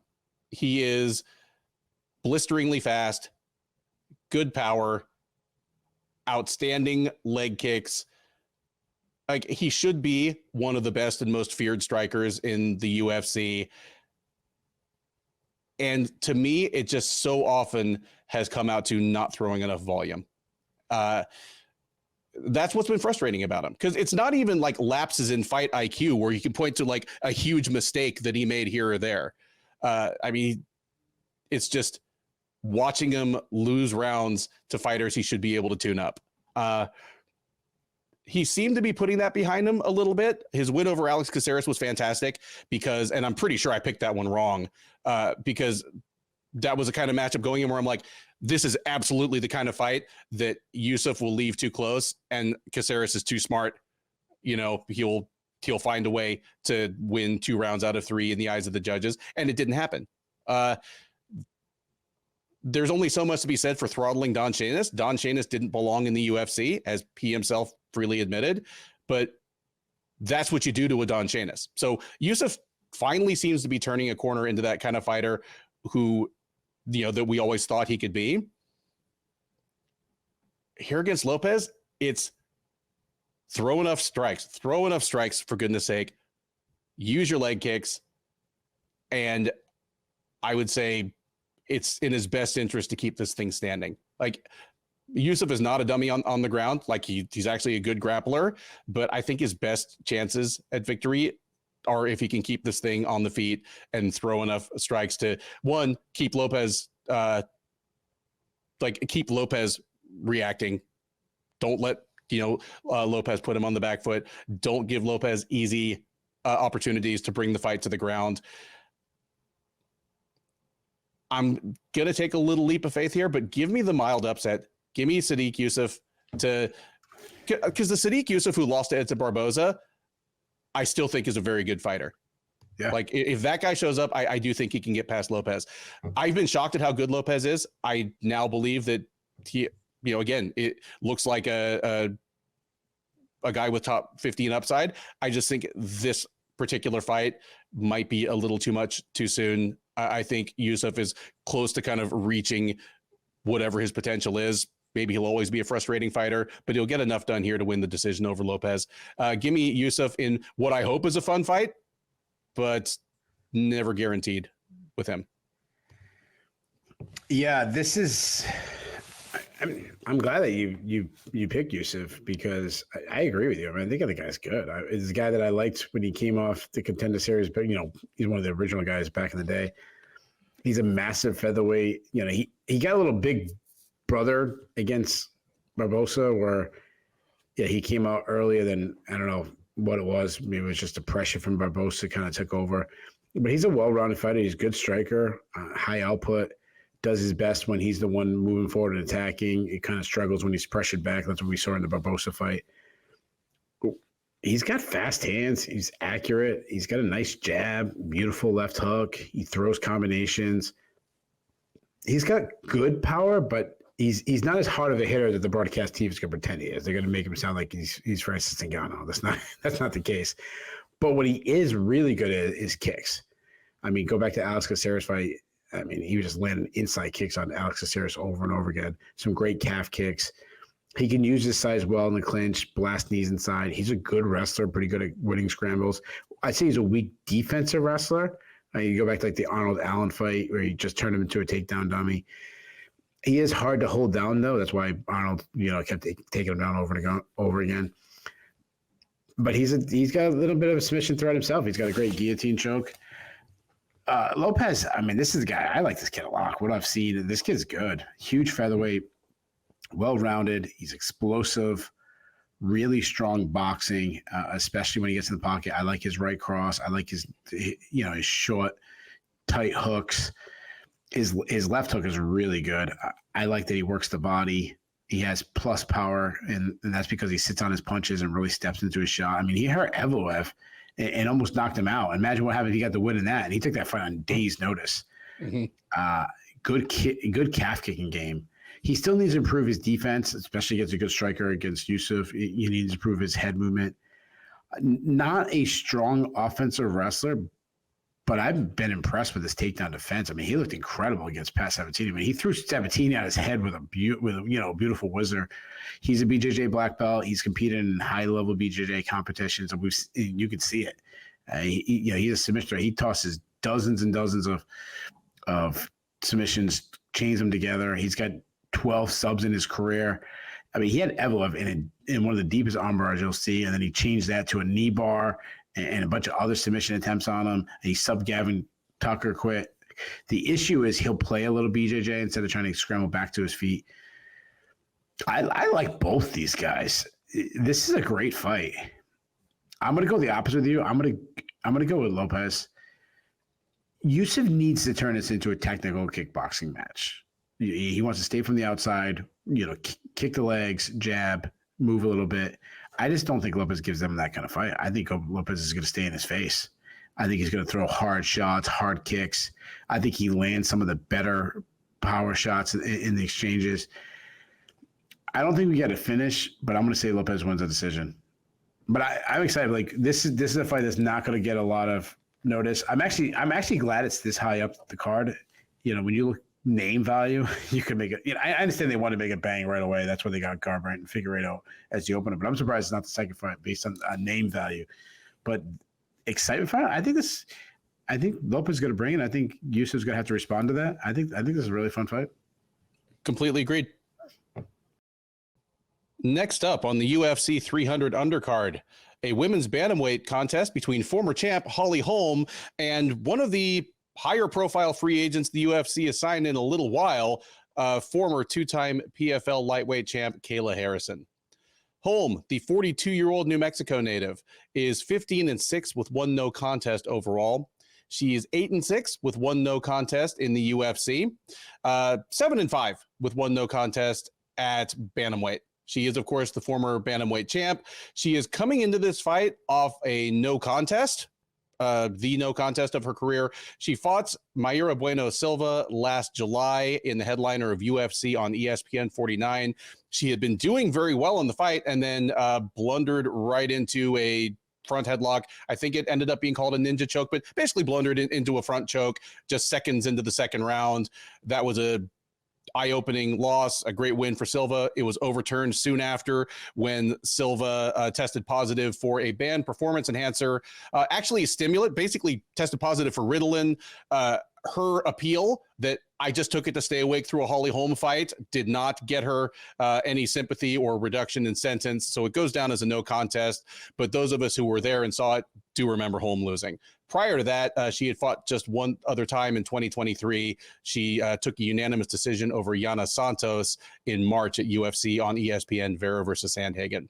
So Holm, even at age 42 and having talked openly about retirement more than once, she steps back in here. 200 numbered events on from UFC 100, and she will welcome Harrison to the octagon. Harrison, the 33-year-old Ohio native, is 16-1 overall. This is her debut, of course. She is best known as the two-time PFL women's lightweight champ. She won that distinction in 2019 and 2021 with only the COVID aborted 2020 season, preventing her from presumably being a three-time champ. She went on to try and become the three-time champ in 2022, was upset by Larissa Pacheco, whom she had beaten twice before. She fought just once last year after that upset. She took a unanimous decision over Aspen Ladd last November. Then in the wake of PFL buying up Bellator, Harrison signed with the UFC as a free agent, coinciding incidentally with the UFC basically shuttering its featherweight division. So this will be Harrison fighting two full weight classes down from the one where she really made her name. She has fought at 145 pounds once in her entire career. That was a one-off fight in Invicta back in November of 2020. She made the weight without incident. She knocked out Courtney King in the second round. But again, even that was at this point almost 3.5 years ago. Odds here seem to indicate sentiments on the part of the fans and bookmakers that Harrison's not going to have a problem with it, as she is a massive minus 500 favorite, Holm plus 350 on the comeback. Wow. I'm interested here, and I'm not going to say that Harrison doesn't make the weight, because 3 times in the past month or so, I have stated confidently that I don't think a fighter is going to make weight, and I've been wrong 3 times in a row. So I am tired of apologizing on air to the Mason Chestons. In fairness, that's not your fault, because Norma Dumont, I'm blaming Dev on that, because Dev was supposed to give us the insight. He was supposed to sneak into her training camp, find out what the weight was, and he's not doing his job. Yeah. Come on, Dev. If he's going to be regular on the show, he's got to do the assignments. Now he's got to do what Kayla had. He's got to find out exactly how much weight she's cutting. So go find out. Sneak into American Top Team, hide a camera, find out don't hide a camera, but find out what the scale is, and get some sources. Come on, Dev. Yeah. I'm not going to say she's not going to make the weight. And for one thing, even if I hadn't had this little streak of being wrong about that, Harrison is too much of a professional. She's someone who had a lengthy and, I mean, within certain bounds, legendary athletic career before she ever decided to try fighting MMA. I don't think she's going to miss the weight. That's just not a Kayla Harrison thing to do. But I think it's fair to ask what version of her we're going to see step up onto the scale on Friday, step into the cage on Saturday. Because Holly Holm, unless she's really compromised just by being 42 years old, in a lot of ways, she's built to beat the Kayla Harrisons of the world. I mean, what is the defining moment of Holly Holm's career? It's making Ronda Rousey look like a complete amateur on the feet and knocking her silly. And all that really does is draw attention away from the fact that highlight reel knockout aside, one of the scariest things about Holly Holm is what a good wrestler and topside grappler she is, despite only having transitioned out of boxing to MMA as an adult. Like, yeah, like 155-pound Kayla Harrison, I would assume would just be able to pick up Holm, like do a Brock Lesnar style F5 with her and just like throw her out of the cage. But like a Royal Rumble. Yeah, 135-pound Harrison, I don't know. I mean, it's not like she's cutting height. She's still going to be every bit as big as Holm. But Holm isn't just some finesse striker. Like, she's kind of a bully herself. And the other thing is that Harrison, it's almost like a female Brock Lesnar in that her striking, despite doing this MMA thing full time now for like over 5 years, it's still kind of ugly. Like all Larissa like Pacheco really needed to do to finally beat Harrison was just be able to stay upright. It's not like Larissa Pacheco is Chris Cyborg or Amanda Nunes on the feet, but once Harrison couldn't just ragdoll her, it was enough. I mean, does this turn into a Rousey fight where Harrison is losing on the feet and just lacks the footwork to really get in on Holm and try to take her down safely? I don't know. I'm going with Harrison here, but there's so many question marks. If I were the betting type, I might consider putting a little something out there on Holm at like greater than a 3-1 underdog. Just saying Kayla Harrison is a 5-1 favorite here is just banking a lot on how she's going to look the first time she tries to make this weight. We're talking about a woman that weighed like 170 pounds in the Olympics. Like, when was the last time Kayla Harrison weighed 135 pounds? She was probably 11. Yeah, I think she said she was like in junior high.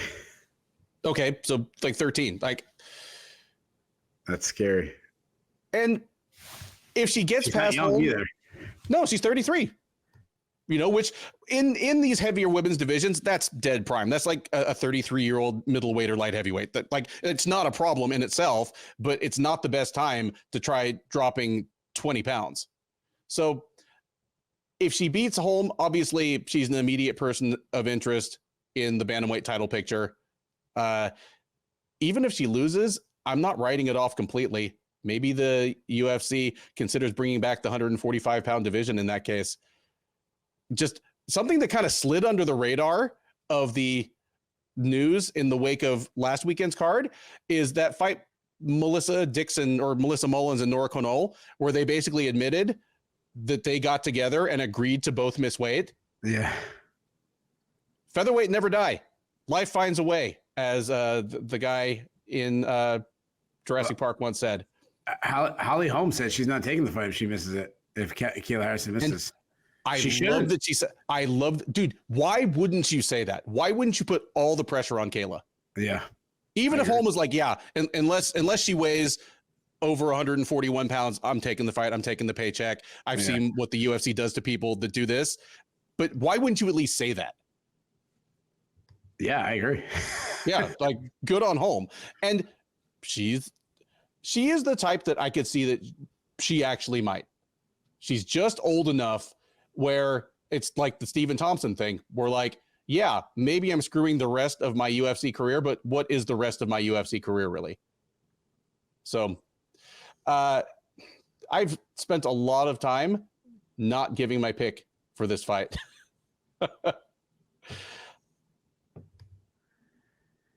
I think Holm is slowing down a little bit. And just the physical strength, the core strength, the power are the last thing to go. So I will be surprised if Harrison just ragdolls Holm like she did the undersized lightweights that she fought in PFL. Like, if she does to her what she did to, like, I don't know, Mariana Moraes or Taylor Guardado, that will be surprising. But I think she probably will be able to get Holm down. Whether she's able to keep Holm in like serious peril down there and, you know, threaten to finish the fight, I don't know, but I could see her like doing enough damage, keeping Holm on the defensive enough to stay in top position. I'm interested to see what it looks like on the feet, but I don't think it's a thing anymore where Holm is just going to be able to slide out of the pocket. Someone like Harrison runs right by and Holm snipes her on the way through like she was doing to Ronda Rousey. Right time, right place for Harrison to fight Holly Holm. Give me Harrison by decision. And I'm just really interested in the nuance of it, like how she looks at 135. Yeah. You know, that's about it. Yeah. I mean, you go on Twitter, everyone's talking about Harrison's weight cut, which obviously is a major issue. So many people are ignoring that Holly Holm is 42 years old. She is. And that to me is just as much a factor as Harrison making weight. Holm she's a really good athlete. She's always been a great athlete. I mean, you see that like backflip she does with her coach pushing her up on the, you know, that like springboard backflip just kind of tells you, you know, that's a 42-year-old woman still doing that. She's a good athlete, tons of experience in, you know, in boxing, kickboxing, now in MMA. She's got a lot of fights in MMA. So she's got a lot of experiences. The moment won't be too big for her. I mean, we saw what she did with Ronda Rousey. She's a southpaw, decent volume, long and lengthy striker. She uses her footwork to kind of keep her range. She likes to counter strike. Even if she strikes, she you know, she'll be miles apart from her opponent. She'll still throw punches to make it look kind of like the original Caitlin Chikagian. She throws straight punches down the pipe. Her left hand is pretty accurate. She does lack overall power, though. She's definitely more of a point fighter than, you know, you always get that knock, you know, the couple of knockouts she has on her career, but overall, that's not really her game. Though kicks are. I mean, she's got a big kicking game. I mean, I named a kick after her, that little side kick. I call it the Holly Holm side kick, where she's going to push their opponent back. One of the best high kicks, obviously, ever. She has teep kicks. She's an underrated grappler. She likes to get in the clinch. She likes to grind in there. Very physically strong. She can be extremely boring in there, though. She doesn't mind. She doesn't care about being booed. She'll hold that position. She can get inside control, get some body lock takedowns. She will shoot for takedowns. I mean, go back to like Irene Aldana. She just destroyed Aldana with just wrestling, which is surprising. Anderson. Yeah. Huh? Megan Anderson fight. Oh, Megan Anderson. Yeah. And that's surprising for a decorated boxer to be a wrestler, you know, later in her career. Good top control.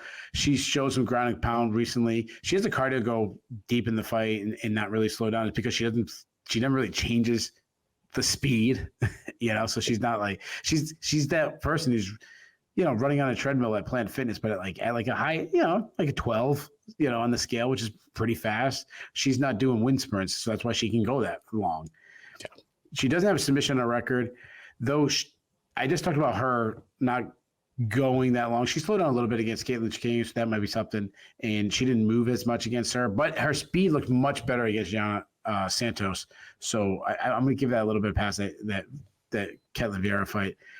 Harrison, I mean, the thing I'll say about Kayla Harrison, the thing that I'm most impressed by athletes that are kind of the GOATs in their sport, and I'm not going to pretend like I'm an expert in women's judo, but she is the GOAT of American women's judo, as far as I know, is these people, these GOATs, they have this incredible self-belief. They envision things that others don't. And I believe in the mental game. And I believe that you have to match the mental game. And I think Harrison has that. I think she has this belief in herself, and that carries her so far. And obviously she has the skills besides it, but I think that's the biggest thing. I wonder how much hype Kayla Harrison would have right now if she didn't lose that one fight to Lourdes Pacheco. Now, mind you, she's 2-1 against her. Her fight would be the top fight on the card that wasn't a title fight. Yeah. Or hell, she might be fighting for the 145-pound title against somebody if she hadn't lost to Pacheco. Yeah, I agree. I totally agree. I think she'd at least be on the main card. As far as her skills, she's southpaw, kind of a bob and weave style. She's a lot of this back and forth, uses a lot of feints to set up her shots. Her hand speed looked improved against Aspen Ladd. Looked much faster than I've seen her. She does tend to throw too many single strikes, though. Not a lot of combinations.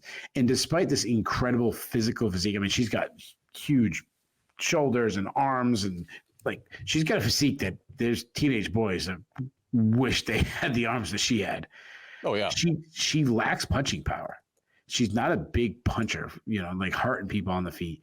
She tends to just kind of throw these kind of inaccurate winging shots. A lot of them are to close the distance. That's what she wants to do, but she doesn't really hurt with those shots. I don't like that she drops her hands a little bit. And she also rolls to avoid punches defensively, which I know never looks good. She'll throw kicks, but she doesn't set them up at all, kind of leave them open to be counters. I mean, all she wants to do is close the distance and use her natural strength in the clinch. I mean, the girl is absolutely jacked. She can just battle and clinch and use her control. She has no issues wearing her opponents down in the clinch. She knows she's in so much. She's so comfortable there. So her opponent's getting tired. She's not, because she's been in that position countless hours. She has incredible hip control. Anytime I've seen anybody try to take her down, they're suddenly going for a ride, because she's obviously, we're talking about a two-time Olympic gold medalist in judo. She's got elite judo trips, elite judo throws. But what most impressive to her grappling is she can shoot. She'll shoot fast entries like a wrestler. She has good top control, heavy pressure. She looks to advance position on the ground.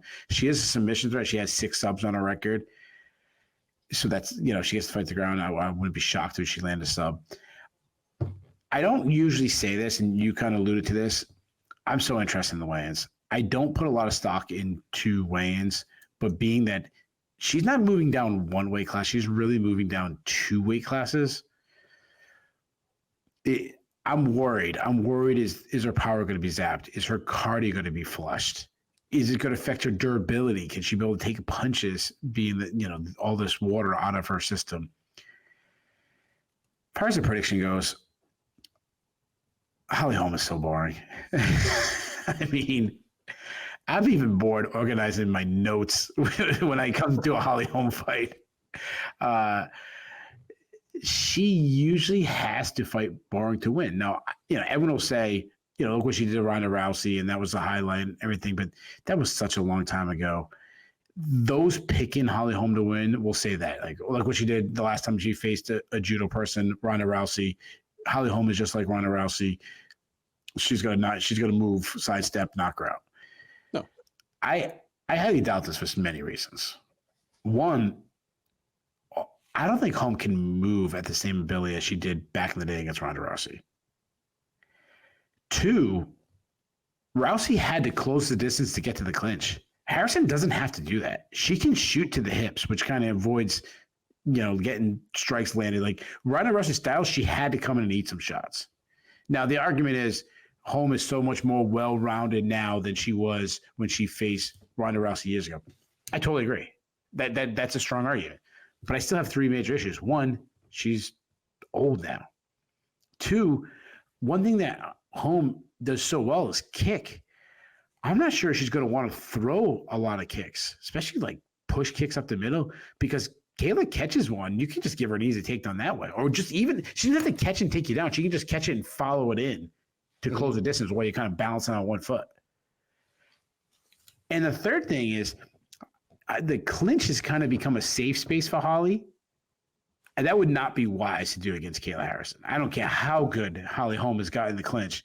I mean, that's Kayla Harrison's world. And people say, Ronda and Harrison, because of the judo, they fight really different. Like Ronda gets you down and she was rushing submission. She's throwing her hips over. That's not Harrison's style. Harrison's going to take you down, hold you down, slowly work on the ground, wear on you, use her strength, use her ground and pound, and then find a submission. So when people compare Harrison and Ronda Rousey, I think it's a really lazy comparison. Completely. No, I could not agree with you more. And there are other differences. Harrison is a lot bigger than Rousey ever was. Harrison's a better judoka than Rousey ever was. Now, the thing I'll add in is Rousey's striking was also extremely ugly. Always to the point where like joke videos would go out, like little gifs of her like shadow boxing. And she was more wild with it. Like while Harrison definitely not a striker, it's not wild. No, she's a lot more composed in her striking. There's more game planning in her striking. While Rousey was just going after her and throwing hard shots and closing distance to get a throw, but she looked like an animal fighting in a cage compared to a MMA fighter thinking of a strategy. Now, I am not a Ronda Rousey here, so that's not the point of this rant. Like, I know there's a big thing going on with Ronda Rousey. I like Ronda Rousey. I enjoyed the rise of Ronda Rousey. I think this like pendulum, and I don't go too much about this pendulum against Ronda Rousey has gone way too far the other direction. Anyways, back to this fight. I just say Harrison closes the distance. She gets Holm down. I think Holm will find ways to get to her feet. I just think she'll get taken right back down. It's going to be rinse and repeat. Give me Kayla Harrison. I say Holm is so tough and crafty, and I don't think she gets submitted, but I think it's going to look a lot like the Aspen Ladd fight where Harrison is just on top for a majority of the fight. Give me Harrison by decision. Would you feel much differently about it if this were like a fight night main event and there were a 5-round fight? I would feel better about Holm. Yeah, I would. Absolutely. I probably still would take Harrison. But yeah, Harrison only has to go in 15 minutes is an advantage. Yeah, I think I agree with you on that one. I also would feel way more confident if this was at 145. Like if Harrison had jumped one division and they said, hey, we have to let you fight. You're going to have to go to 135, but like slowly do it. But you need that. I mean, the last fight was at 150. Yeah. Which was low for her, but still, it's like another 15. That's a lot. It really is. Second from the top of the UFC 300 prelims is a featherweight contest between Calvin Kattar and Aljamain Sterling.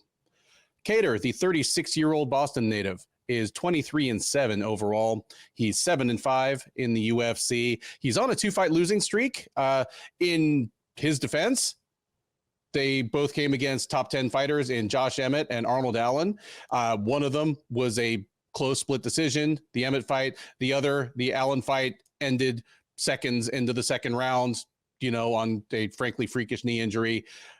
You can take that as good or bad news because the Allen fight was 18 months ago. That's how long Kattar has been recovering from that injury. He turned 36 just a couple weeks ago, and he's going to look to prove that he still has something to offer this division against a man with arguably even more to prove in the form of former bantamweight champ Sterling.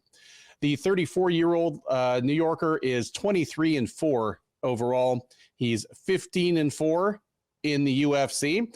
Obviously, he lost his last time out in the headliner of UFC 292 last August. He had a good back and forth first round with Sean O'Malley before getting knocked out just 51 seconds into the second round. Prior to that, he'd been on a 9-fight win streak that saw him win and defend several times the UFC bantamweight title. As he had been kind of teasing about doing for a long time, win or lose, he has moved up to 145 pounds to, one, seek his own fortunes in that division and make way for his longtime training partner, Merab Dvalishvili, at 135 pounds. Plenty of eyes will be on him, despite the fact he's on the prelims here. He is a moderate favorite to get it done. Sterling is minus 170, Kattar plus 140 on the comeback. Man, Calvin Kattar is, I mean, he's coming up on the list of the greatest New England fighters ever. He's right up there. Yeah, not a lot of competition there. Yeah, consistently, entertaining guy. He's a fighter's fighter. Like, just, the kind of guy that hardcore fans go, oh yeah, I'm so glad, he's on the prelims of this pay-per-view, or I'm so glad he's, second from the top of this fight night. A very good boxer, surprisingly good wrestling, tough as nails, tends to take a lot of punishment, win or lose. Before he got the knee injury against Allen, even at the time, and I probably said it on the preview, I'm like, he's 34, was 34 at that time. He's got a lot of miles on him, or he's got a lot of tread off the tire for a guy that age. Here, I mean, he just turned 36. He is not a guy whose style was built for longevity. So on top of everything else, on top of the knee injury, even if he had just been active ever since, I'd be a little worried about him.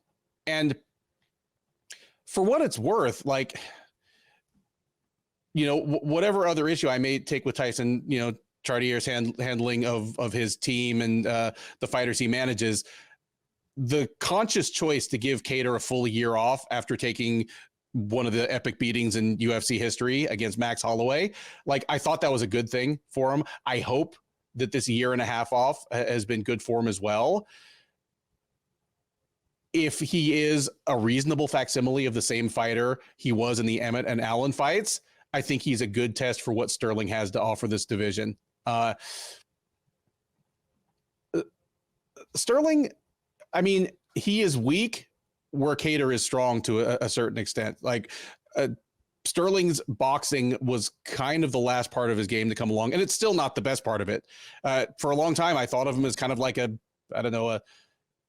bantamweight Luke Rockhold, where you think he's a better striker than he is, but what he really is, he's a very, very good kicker with some serious flaws in his boxing, especially defensively, and a good wrestler who's an outstanding grappler.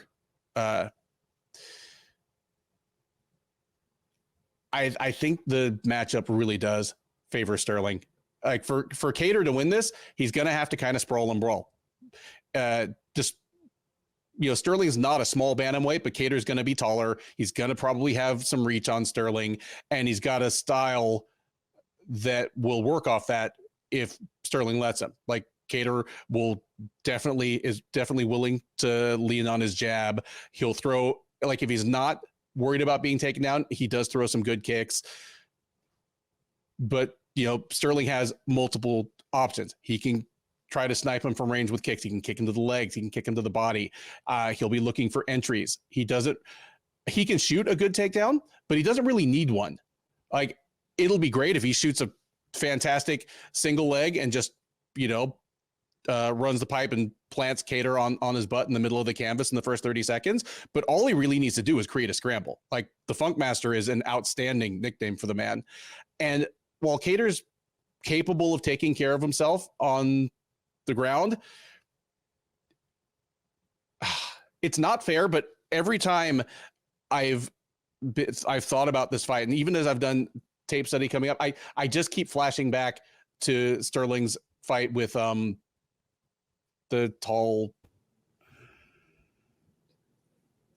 Sterling running right through Corey Sandhagen. Oh, yeah.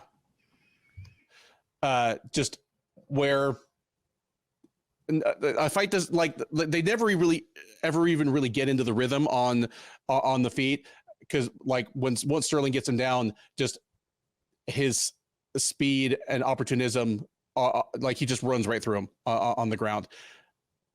I don't think it'll be to that extent, but I think Sterling's going to be able to get Kattar down, and I think once he does, I think he's gonna roll badly on him. Kattar could keep this upright for a while. I could see his length and his jab giving Sterling trouble, but he doesn't have the kind of power to do to Sterling what people like Moraes and O'Malley have done to him. So even if Kattar marks him up a little bit for the first round, Sterling's still in this thing. He had fantastic cardio at 135 pounds. At 145, I'm going to assume it's going to be at least as good. So give me Sterling to maybe have some tentative going of it early on. I think he's going to start succeeding and taking Kattar down late in the first round or early in the second. And I do think he's going to kind of make quick work of him from there. Give me Aljamain Sterling to get a statement win here, second round submission. Yeah, Aljamain Sterling. Yeah, this is a tough test moving up in weight. You're thrown right to the wolves. So I give him credit for that. I mean, when you're a champion, you kind of get that. I mean, I know he's not going for, 2 titles. I understand that. I know he's not a champion, but like a former champion. He's headlined UFCs. He's been in some good classic wars. So he's a better athlete than he gets credited for. He moves pretty well. He's pretty elusive. He can fight out of both stances. He's good at tricking his opponents, letting them, they don't really know what's coming on because the way he just throws differently. He bounces his head off the center line. His volume is good on the feet. He likes to work from range. Very unorthodox. He lands from different angles. The way he bobs and lands, it actually sets him up to lower his level because you don't realize he's bobbing. You think he's bobbing. Next minute he's shooting like a sweep single because of that. He sometimes can overthrow, and that leaves him open to counter. I mean, the perfect example is that fight against Sean O'Malley where he kind of overreached. He throws to get reactions where he wants to get your hands up, and then he can shoot underneath and stuff. he tends to not waste too much energy at times when he's kind of flowing, when he wants to strike and not really wrestle, he kind of just touches. He lacks punching power, and I don't think he's not going to be small at featherweight, but I don't think it's going to improve moving up division. Sometimes we've talked about that where you think, how you move up in division, you're not going to gain power. You're going to be smaller.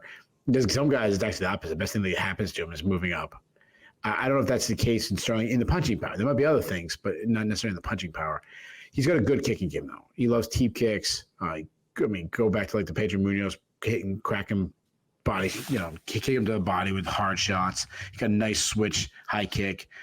He is a really good wrestler. I mean, you think about it, you don't, he's a D3 wrestler. You don't expect it. Nothing jumps off the page. His entries on super fast.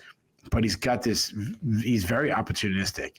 He isn't explosive, but he has this like innate ability to time his opponents like coming in and getting on the hips. I've said this before. I've compared him to GSP in that sense. Like, I'm not saying he's GSP level before you come at me, but I'm saying just that ability to is not super explosive. He has great timing. He from distance, if there's not exchange, he will dive in sometimes and be stretched out. But he uses those long arms well, even in a bad shot, to kind of get her on the legs, suck it in, get a takedown. Very Michael Kiss, like it's Bo Nickal. Like Bo will have these bad takedown attempts, but he has those long arms. He uses them well. He's also relentless to get the fight to the ground. He has this self-confidence in his ground game. If he just get your legs, he's going to get you down. And he uses his legs well to turn the corner, step over the real hook, the heel, so you can't sprawl. Different things. Like he's got some tricks. If he gets his body lock, he's physically strong. He's very good at like cutting the corners, taking backs. I mean, he out-wrestled Henry Cejudo. Now, that doesn't mean as much as people pretend it does, but it's still pretty solid. I mean, obviously he wrestled a former Olympic champion, but I've always liked to remind you he's not an Olympic champion anymore. That was a long time ago. But still, it's still an impressive thing to do. He has a legit submission threat. I mean, that Cejudo stretch he hit was absolutely amazing. He's one of the best back takers in the history of the UFC. He's got the cardio to go really hard. 15 minutes shouldn't be no problem for him. The question is his durability. I mean, I go back to like Pedro Munoz hurt him to the body. Sean O'Malley, knocked him out. Does this add up to him? That's a big question heading into this fight. Kattar, I mean, similar question you just asked about Sterling. Like, how much can his body take? I mean, dude's 36 years old, and not many people are talking about that. He's at the age where he can be old and faded overnight. Obviously, I'm worried about the knee, like you mentioned. Is he the same fighter he was before blowing his knee? I don't know. He is a strong boxer, technically sound striker, can fight out of both stances. He cuts angles well. He got good footwork, very like boxing style. He has a little bit of Anderson. I'm comparing both guys, two of the greatest fighters ever. Hey, everybody wanted George St. Pierre versus Anderson Silva. Here you go, UFC 300. You got the JV version. What I mean by that, he's Anderson Silva, and where he can be pretty inactive early, but it's more of him just looking and downloading information and figuring out what his opponent's trying to do. But in a 3-round fight, that's really dangerous because you can give away rounds. I mean, he did in the past. I always go back. I mean, it's a long time ago now, but I always go back to that Magomed Sharapov fight where he gave away a round. Like, I think he gave away 2 rounds and he had to play catch up and it was too late. Or he gave maybe 3 rounds. Like, he was trying to. No, wait, was that a 3-round? It was a 3-round fight, and he looked that's what it was in the 3rd round, but it was too late. Yeah, and he came on stronger in the 3rd round, and was like, oh, if it was a 5-round fight, yeah, he gave away 2 rounds. Now he's a builder, and he does get stronger as the fight goes on. He had great output against Giga Chikadze. Generally speaking, he wants to be an outfighter. He wants to use his range. He's got some really long range strikes. He makes it difficult. He pops out. He makes it difficult for his opponent to try to get inside from him. That's obviously something that Sterling's wanted to do. He's got good hand speed. He's very accurate. He throws straight shots down the pipe. His jab is one of the best in all of MMA. When he gets his rhythm and he starts fighting with confidence, he's really tough to outstrike. That's when you see it when you film. When he was like when he took over and the Giga Chikadze fight, he was just failing himself. That's when he starts opening up with bigger combinations. He goes from throwing 1-2s to 4-punch combinations. He loves to time his opponent's attacks. If you over pursue kind of a step back uppercut, that's something like, O'Malley landed a step back left. That's something that Kattar could be looking for, a step back uppercut if Aljamain gets out of position. I do like often he'll throw like a hard hook as soon as he switches southpaw. He's smart enough to like attack before the opponent can kind of register what he's doing. He works the body well. He has good power, but he's not the one punch light out kind of guy. But he's hurt guys and made them want to wrestle. He made Danny Ige pull guard. I talked about he had Giga Chikadze backing up, going all the way back to the Jeremy Stevens fight. Stevens was wrestling, which he never does. I love that he starts to look for elbows inside. He hurt Stevens with the elbow. He hit Chikadze with the elbow. Kicks. He throws some kicks, but he's actually open to leg kicks based on his box style. He'll wrestle slightly. I'd say his takedown defense is okay. Sharapov put him down on the canvas, but he is hard to hold down. And one thing about it, no matter how bad this fight goes, Kattar won't give up. You go back to that Max Holloway fight. He had all-time heart in the beating in that one. I'm worried about both guys. I'm worried about the body of Kattar and the knee, but I'm also worried about Sterling's motivation. He was talking about retirement before. He talks about podcasting and selling houses and rapping and fashion and running businesses and all kinds of stuff. That always worries me when guys start having a lot of outside options. That said, I still think he's a good fighter. I still expect him to be a really good fighter. I say he closes distance. I think if Kattar doesn't come out to a fast spot and he starts giving away rounds, you're not going to catch up on Sterling. I think the majority of this fight is going to be Kattar trying to not getting his offense going because he's too busy sprawling, trying to avoid takedowns with Sterling. Sterling gets those little movements where, he shoots and then he shucks Kattar by and takes his back, stuff like that. It's been 16 years since Kattar's been last sub, so I don't think Sterling finds a sub, but I think he controls him for the majority of the fight, backpacking him, putting him in submission attempts, and it's just Kattar fighting off the bottom. Give me Sterling to win his debut at featherweight. Give me Sterling by decision. Man, is the last time Kattar was subbed? Was it at the Kimbo versus James Thompson Elite XC? 2008. Yeah, 2008. Oh man, I got to double check if that was the card, but it was 2008. Yeah, no, that's it. That was Elite XC primetime. Kimbo versus James Thompson. Robbie Lawler versus Scott Smith. The first one where there was the eye poke. Gina Carano. Man, what a card. Anyway, we can get Gina Carano in. That was the Nick Sarek wouldn't get up from the butt scoot fight. That's when Thompson's air blew up. Yeah, that's when. I'm hesitant to call the fix, but that he was allowed to go into the cage with basically a big red panic button on the side of his head for Kimbo. It looked like they had injected more stuff into that ear. It was flopping when he walked into the cage. That was disgusting. His ear looked like the scene in Alien where the alien pops out of the guy's stomach. That was his ear. Just expecting an alien to run off. Yeah, it was like a Total Recall. That was Quado, the leader of the Mars Resistance, was on the side of his head. I haven't seen that one. Oh man. The top prelim at UFC 300 is a high-level light heavyweight contenders fight between former champ Jiri Prochazka and Aleksandar Rakic.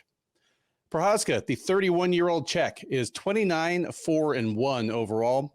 He is 3-1 in the UFC since joining as a former standout in Rizin Fighting Federation. He won his first 3 fights in the UFC, capturing the title from Glover Teixeira back at UFC 275 in June of 2022. Did not defend it at all. He had a terrible shoulder injury, was forced to vacate the title, and by the time he returned about a year and a half later, the title had changed hands several more times and was actually vacant. So he fought Alex Pereira for the vacant title that he himself had once held at UFC 295, got knocked out in the second round, but he remains top 5 light heavyweight and at just age 31, presumably still a threat to fight for that title again. If he wants to do so, he will have to get past Rakic, who probably has some designs on his own on a title shot. 32-year-old Austrian is 14-3 overall. He's 6-2 in the UFC. He lost his last time out. It was a kind of freakish knee injury in the third round of his matchup with Jan Blachowicz in the headliner of UFC on ESPN 36 back in May of 2022. So just coming up on 2 years ago. This will be his first time back in the cage since then.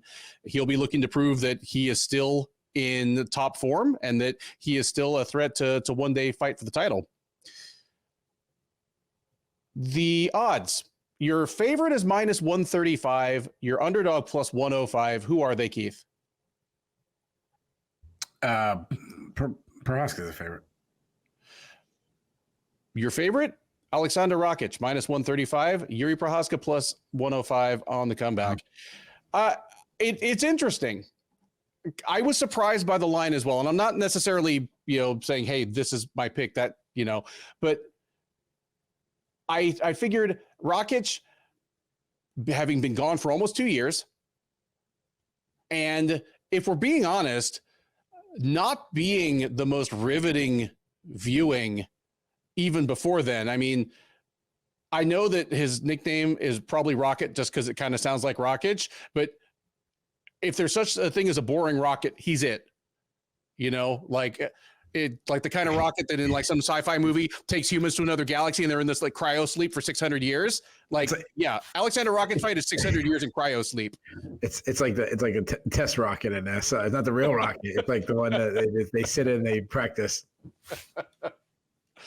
So I was a little surprised to see him as a favorite over Prochazka, where whatever else you may say about him, he is enjoyable to watch to a fault. I mean, he's a guy that I assumed would not have this level of success in the UFC just because he was so wild and crazy in Ryzen.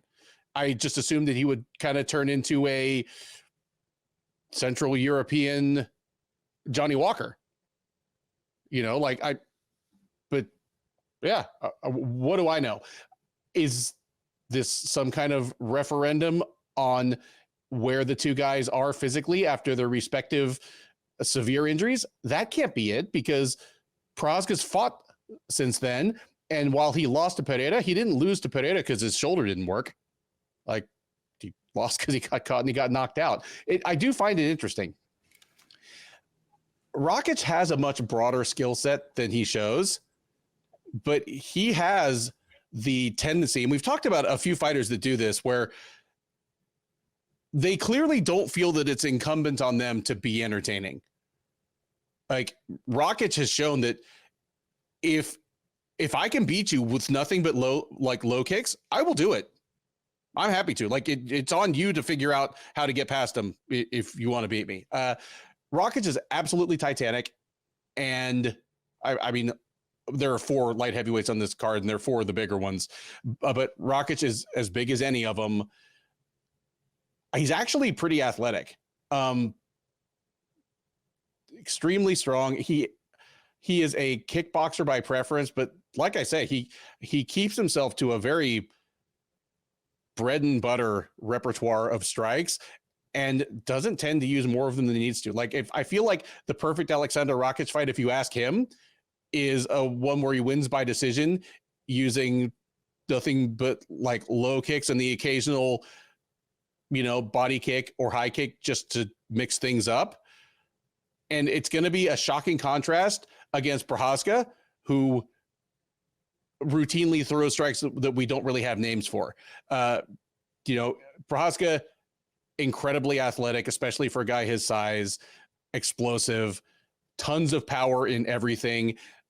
And a lot of it is because he swings really hard on everything. I don't know how those sessions meditating in the forest with swords are going for him, but if the idea of that meditation is to calm him down, it isn't working, because he is a wild man in the cage.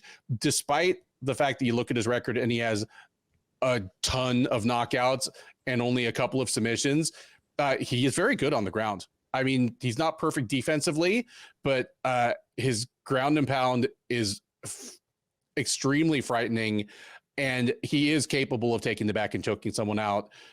Look no further than Glover Teixeira, one of the greatest light heavyweight grapplers ever. And yeah, he tapped out Teixeira after they'd beaten the crap out of each other for almost 5 full rounds. But I mean, he felt comfortable enough to go ahead and take it to him in the way he did.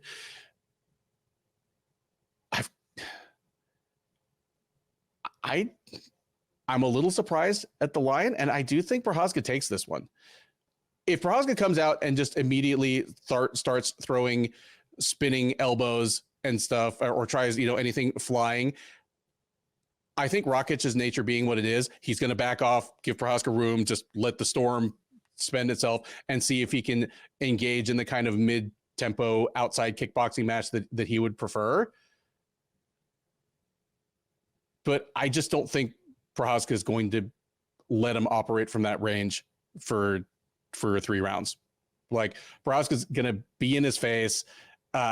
If they end up clinching, they're both dangerous in the clinch, but I think Prochazka actually has more weapons there, and wouldn't surprise me if Prochazka decided to try for a takedown from there just as a change of pace. Maybe I'm just wishing for all these things, because if it turns into an Aleksandar Rakic fight, it's going to be crushingly boring. But Rakic is a guy that thrives if people don't adjust to him and nobody forces him out of his comfort zone. That is not Prochazka's game. At the very least, everyone that Prochazka fights has to crumple up his first 3 game plans and throw them out the window and see if they can adjust to what Prochazka's giving them. I don't think Rakic is going to be able to do that. And there's also always the possibility that Rakic's movement, and his kicking game are compromised by the knee injury. That variable being in place as well, I just think favors Prochazka as well. Give me Prochazka. I'm going to say we get a second round TKO here, where just something seemingly random nails Rakic, like just hits him with a spinning back elbow or something, or like a wheel kick, follows him down, pounds him out on the ground. But second round TKO for Jiri Prochazka here. Let me ask you this. So there's a lot of people complaining about Bo Nickal being on the main card. Would this be the fight you would replace it with? I think it either that or even the Andrade and Rodriguez fight, maybe. I don't know. Wow. But my first choice would be Prochazka versus Rakic, because it's probably going to be exciting. Yeah. The winner is as close to a title shot as anyone else on the card. Sure. My philosophy is always, what's the biggest name? Who's the guy or girl that's going to draw the most attention? That's why if people complain about Bo Nickal being on the main card, and this is the one that you always say should replace it. If I'm the UFC, if I don't go Bo Nickal, I'm going Kayla Harrison. So, I mean, that's definitely might not be the most exciting. That's probably why they didn't do that. I agree with you. If this is an exciting fight, it probably favors Prochazka. He's very athletic. I mean, I always go back to Dominic Reyes fight. There's not many people that can say they were more athletic than Dominic Reyes. Yeah. The guy, I always say that he flows very well, and that's the best way to describe his movement. He's constantly switching stances. He's unorthodox, very herky-jerky, Tony Ferguson, flowy. You don't know what he's doing. His awkwardness to his style gets opponents to back away from him. That's what he had Alex Pereira moving back because of all this weird movement. And he does all this weird movement, he kind of distracts, and then he will shot in and he just blitzes you. And when he suddenly darts in and he throws hard strikes. The dude's got huge power. The guy's got 25 knockouts, which is bonkers. He sits on his punches, generates big power. I mean, look how he walked off Volkan Ousty, man. The guy can crack. I like that he works the body. He is open to leg kicks. Alex Pereira butchered his legs early in a fight that didn't last that long just by kicking him. Oh. He took him completely off his feet with a leg kick. Yeah. I'm glad that you mentioned his wrestling, because I would never credit him as a wrestler, but I've seen him. I mean, he took down Dominic Reyes. He was wrestling and he got takedowns on Alex Pereira in that fight. So it's definitely not, we think of this wild man, but there's more strategy to what he does than just going crazy out there. Now I think you give his takedown defense a little bit more credit than I do. I mean, Glover Teixeira took him down pretty easily. Glover Teixeira takes down 99% of the guys in the division easily, but he did show ability to get back up. He caught Teixeira in a submission, which is an incredible feat. I do think it was a little bit lucky, but he has 3 subs on his record, so it's not out of the realm of possibility he catches Rakic. What I'm concerned is I'm worried about his chin. I mean, he was just knocked out. It's always bothers me for a good guy. Now, I think that was a little bit of early stoppage. It wasn't one of these ones where, he got cracked and he followed up with huge shots. The referee kind of jumped in. Or do I think it was the worst stoppage? No, but I would have gave Prochazka a chance to kind of fight out of it. Rakic is a distance striker. He fights out of both stances. I mean, again, we're going based on what I last saw of the guy. He has this wide open kind of taekwondo stance where he also has this lead hand out there where he kind of uses that to gauge distance and keep the distance that he wants. His other hand though is cocked and ready to explode, and it'll come out a drop of a dime if you get into because he kind of measures with it. He throws a lot of jabs. He's a southpaw that throws hard kicks down the pipe to orthodox fighters. He's good at pulling his opponents into his shots by kind of backing up, and then suddenly stopping and timing them. Good calf kicks. He killed Anthony Smith with calf kicks. Not the biggest puncher, though, for a guy, for an upper echelon in the division. He can wrestle, but it's definitely not what he wants to go to, though I actually think he might have a slight wrestling advantage on I could see him getting takedowns on Prochazka, but his overall grappling is pretty strong, though he only has 1 submission. This is another fight that I think is flying under the radar. Yeah, it's the top prelim, so it will get some attention, but generally speaking, when you've got all these stars, neither guy has huge Prochazka is he's a one of a kind dude. He has the kind of charisma that shows up on an embedded episode when you can spend 5 or 6 minutes with him. He doesn't really have on the podium post-fight presser charisma for the most part. No, absolutely. He's not going to say anything wild. He's a guy, he has no interest in being in a press conference. Yeah. He's probably oh God, he's bright red. Let's just get this over with. This guy right now, he's got his legs in Indian style, and he's levitating in his hotel room because he's reached nirvana right now. And I'm not talking about Kurt Cobain. No. So but Rakic, he's kind of soft spoken too. He's got more personality than Prochazka. I really feel so. There's 26 guys on this card. Guys and gals on this, fighters on this card. It's hard to go deep into everybody. This is the one, if I pick one fight that I could go deeper in, this would be the one, because I really feel like I don't have a strong feel on either guy. I've always felt that Prochazka was a little overrated, though he made me make a lot of mistakes. I tend to, I don't know if I picked him to win one fight in the UFC so far. I picked him over to Shera. I picked him over to Share, but I've not picked him a lot. I know I picked him over. I think I picked him over Ustamir. My point is I haven't been as big on him as other people have. He just makes too many mistakes for me.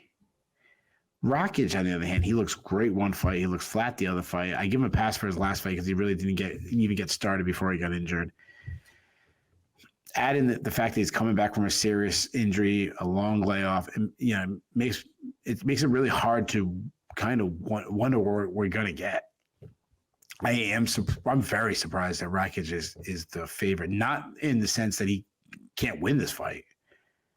It's just more of you got a former champion who had moments in his last fight against the current champion, against a guy who got injured in his last fight. Hasn't beaten anybody, the top 5-ish. I'm not looking at the rankings. My point is he hasn't won a number one contender fight, or hasn't. Well, his best win is Anthony Smith. Anthony Smith, there you go, which has not aged well at all. Yeah. That said, I'm still taking him. I'm going. I thought it was going to be one of my big upsets. I'm leaning Rakic. I think he lands the better shots from the outside. I think he adds in a lot of calf kicks. I think he actually might win some of the grappling exchanges. I think both guys will have the moments, but I'm going to take the cleaner fighter. Give me Rakic by split decision. if UFC 300 ends up without a unanimous Shillan and Duffy upset pick, our listeners will riot. we went 2-0 on the last card. It is a testament to the stacked nature of UFC 300 that the GOAT just barely makes the main card and in fact opens it up. But the first of the 5 fights on the pay-per-view portion of the card does feature Bo Nickal versus Cody Brundage. Nickal, 28-year-old Texan born by way of Pennsylvania, 5-0 as a pro, 2-0 since joining the UFC out of season 6 of Dana White's Contender Series. He actually won twice on the Contender Series, like 5 or 6 weeks apart.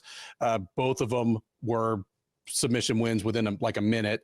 So since being in the UFC, he fought twice last year, choked out Jamie Pickett in March at UFC 285, knocked out Val Woodburn at UFC 290 in July. Here he will look to make it 3 in a row against Brundage. 29-year-old Michigan native, 10-5 overall, 4-4 since joining the UFC as a veteran of season 4 of the Contender Series. He fought on the Contender Series, lost to William Knight, got the call up like a year later anyway. He is on a 2-fight win streak. He fought 4 times last year, started off the year with losses to Rodolfo Vieira and Cedric Dumas, bounced back from that with wins over Jacob Malkoun in September and Zach Reese in December. The Malkoun win was a weird one. It was a disqualification for an illegal elbow by Malkoun, but it goes down as a win nonetheless. And then nothing controversial at all about the Reese win where he slammed him on his noggin and punched him out. So Brundage also looking to make it 3 in a row in the UFC. Keith, your favorite is minus 2,500. Your underdog is plus 1,100. Who are they? I'm gonna guess that Bo Nickal is the favorite. You are correct. Obviously, lines swing wildly, but there is a decent chance that he goes down as the biggest betting favorite in UFC history on Saturday. And that wasn't me cherry picking. 2,500 minus 2,500 is the line. Like you can find ones that are higher. Who's betting $2,500 to win 100? 100. I don't know who's adding that to their parlay to get an extra penny. Like, yeah. If you are, like, dude, you need to go talk to somebody. You need some counseling. Like, you got an issue. Counseling. I obviously the line that you coined a couple of years ago for us, and I will quote it every once in a while, is fighter A should not be a blank favorite over anybody in the UFC. I would argue that in a sport as unpredictable as mixed martial arts, where it's a one-on-one sport, they're fighting on a slippery surface covered with sponsor logos. There's a limited pool of referees and judges, and some of them frankly aren't good at their jobs. Like, all it takes is a close fight and 1 or 2 iffy judges. All it takes, and again, it's an individual sport. A cut, a DQ. Yeah. Like one fighter having an illness or injury in camp that doesn't force them off the card, but just sort of puts them behind a little bit and compromises things. Like, I would argue that an MMA fight where somebody is minus 2,500 over the other probably shouldn't be made. It's probably irresponsible matchmaking. And I'm not saying that this is irresponsible matchmaking. I'm saying that Nickal probably shouldn't be a 25-1 favorite. Like, Brundage is capable of taking care of himself, has beaten some halfway decent fighters, has been competitive with some good fighters. I expect Nickal to run him over, but not to the tune of 25-1. That's insanity. I know that you're going to have more of a take on this fight than I am, but I will say this. I'm finally tipping to the point where my notes have changed on Brundage, and it's no longer that Brundage is a wrestler, but the Brundage looks wrestly. He's entered Drew Dober territory for me, where just because of like the hairline and like the neck and shoulders and being from Michigan, I assume he's a better wrestler than he is. Kind of like I always did with Drew Dober. Like, he has wrestling experience. He knows how to wrestle. but he underuses it. And when he uses it, it's not that great. What you have left is a pretty decent striker who kind of has a edge on karate style stance and is very reliant on kicks. That sounds like a terrible style to come at Bo Nickal with. Nickal's own striking is a work in progress. Like, obviously it was fun to watch him land a head kick, but he would be well advised not to try that head kick on any UFC middleweights with a pulse anytime soon.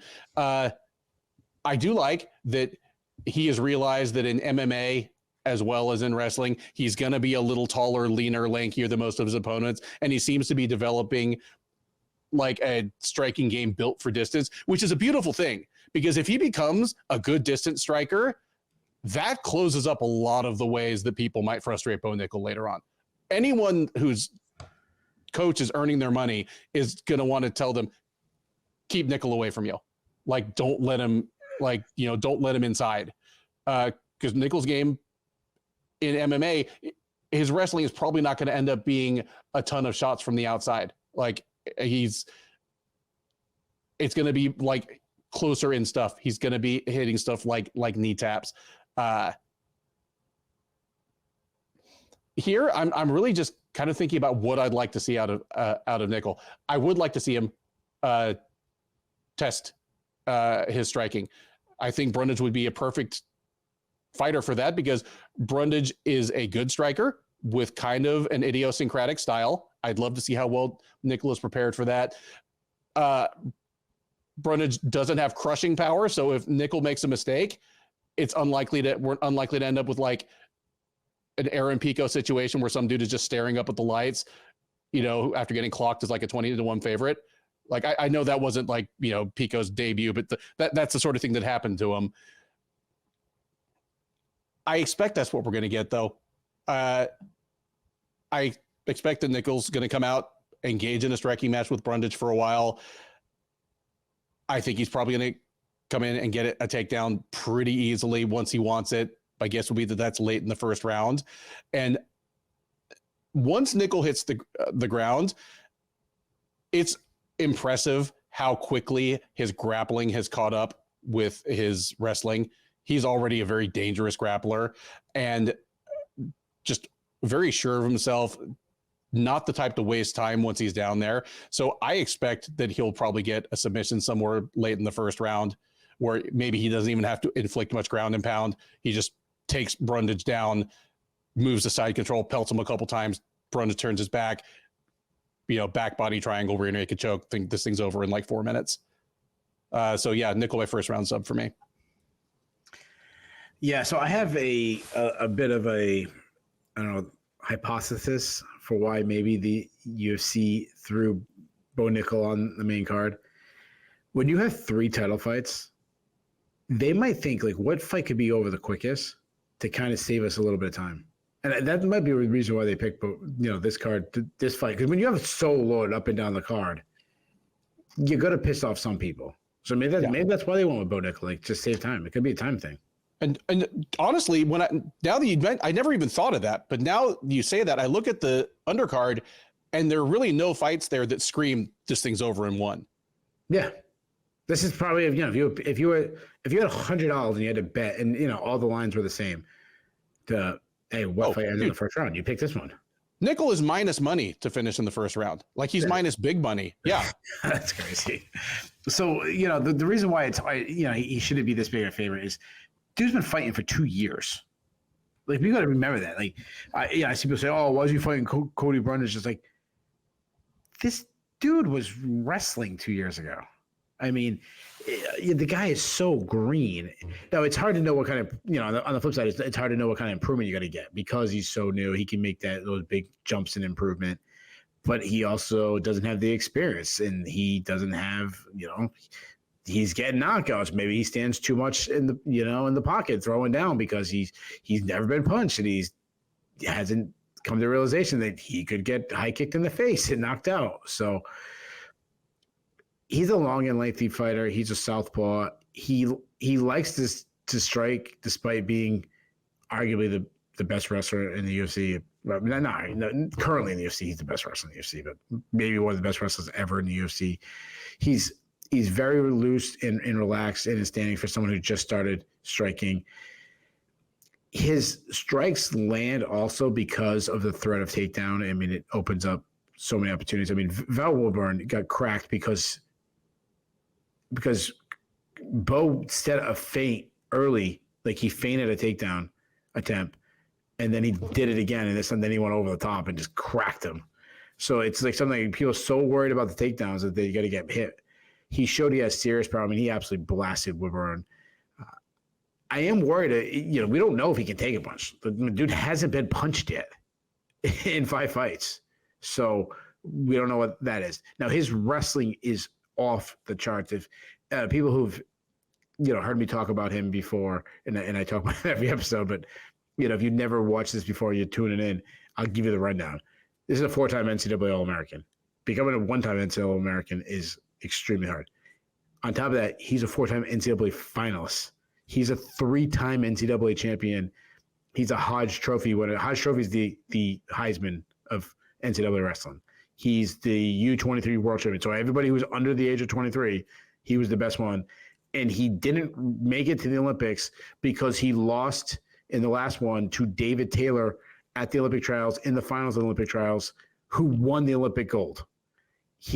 I think he would have medaled, at least. He might have won the Olympics if David Taylor wasn't born. Now, Yazdani is in that weight class as a really good guy. I don't know if he gets to, but my point is he has a chance. Like, it wasn't out of the realm of possibility of Bo Nickal winning gold. He's that good.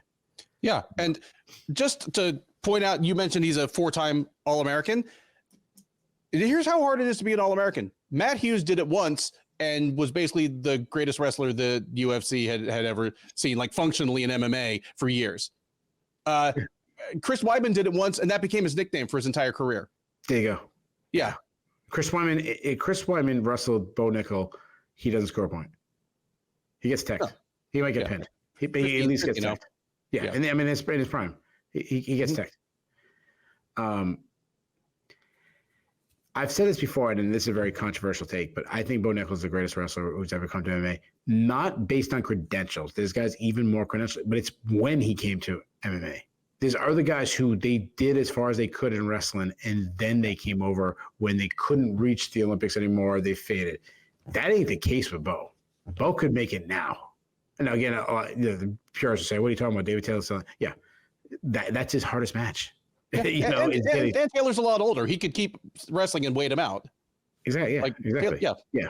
So, regardless, that said, Bo Nickal is not your Jordan Burroughs with his entries. He's not a blast through your hips. He's very more Ben Askren, where he uses his long arms and legs to kind of create a scramble, and he has incredible hip control. He's extremely creative. He's a guy that he's the master of getting incredible results from bad techniques. Like the way he pinned Miles Martin in the NCAA finals, you don't teach that to brand new wrestlers. They're going to get themselves pinned. But because of Bo and his hip control and dexterity and all this stuff, he's able to pin a guy, an NCAA champion in the finals. He gets upper body takedowns. He hits throws. Good luck trying to take the guy down. It's not going to happen. His front headlock game, second to none. He's a submission threat. And I'm not surprised because his style of wrestling is similar to, it's not explosive. It's similar to cranking on a chicken wing, hitting cradle, stuff like you see like jiu-jitsu guys do. Now, Brundage, he's got a Taekwondo style striking. He kind of tends to keep his hands low. I'd say he's got a little bit of power. I mean, he starts Tresean Gore. He almost knocked out Oliveira. He has this karate base where he kind of throws kicks everywhere, likes question mark kicks. I really think that's his best avenue of victory, throw some kicks, something that Bo Nickal's not probably used to. He has a wrestling background, but, I mean, it's not a D1 level wrestling. It's not close to a Hodge Trophy winner level. I don't even like his wrestling. He'll get some takedowns, but I saw him I always go back to that Dutch Lambola where he was sprawled down and wasn't cutting angles, struggled to get off the bottom, was eating nonstop shots. He struggled to get Sodiq Dumas down. He needs to improve control. Dumas kept getting up when he did take him down. I think he's a weak defense, right? I mean, Nick Maximoff took him down. Jacob Malkoun took him down with ease and was beating him up. He was making matters worse against Dumas because he was jumping guillotines. When he was on bottom, he struggled to get on bottom. He'll toss up some submission. He almost armbar Zachary Reese, which is good, but he got murdered on bottom against Jacob Malkoun. And he's gassed out in the past. I mean, he slowed down against Gore, slowed down against Veer, he slowed down against Dumas. All that I just said about Brundage, this is a big step up in competition for Bo. I expect him to get hit. I think that streak ends, but that's about it. I think he dominates. I think you're right. I think he tested on the feet. Eventually he goes for a takedown, gets it easily. He starts working on top, controlling, lands big shots. I see him rain down hard elbows from on top. I think he might even lock in a submission. But I'm going to say he just kind of pins him against the cage and just rains down shots. Give me Bo Nickal by first round TKO, ground and pound. Next up on the UFC 300 main card is a lightweight matchup between former champ Charles Oliveira and streaking contender Arman Tsarukyan. Oliveira, the 34-year-old Brazilian, is 34-9 with 1 no contest overall. He is 22-9 with 1 no contest in the UFC. He's coming in off of a win. It was his bounce back fight after losing his title to Islam Makhachev back in October of 2022. He fought just once last year. It was at UFC 289 in June, where he knocked out Beneil Dariush late in the first round. That was at least enough to show that he's still very much one of the best fighters in the division. Here he gets a whole different kind of test in the form of Tsarukyan. The 27-year-old Russian of Armenian descent is 21-3 overall. He's 8-2 in the UFC. He's on a 3-fight win streak. He fought twice last year, knocking out Joaquim Silva in the third round at UFC on ESPN, Vettori versus Cannonier. Then came back in December in the headliner of UFC on ESPN 52 and knocked out Dariush in 1 minute and 4 seconds. So he is very much entering the title discussion. He's 8-2 in the UFC, and his only losses are to Islam Makhachev and in a very, very close fight to Mateusz Gamrot. Here, he has a whole different kind of test, and he is comfortably favored to get it done. Tsarukyan is minus 225, Oliveira plus 180. Is this a different Charles Oliveira? Is this not the Bronx Oliveira fighting? Some people either think he must be a different Oliveira, or they think that this is like, 2015 Oliveira, like stepping out of a time capsule. I don't get it. I thought Oliveira was going to be the favorite. I thought it was going to be close. Because here's the thing.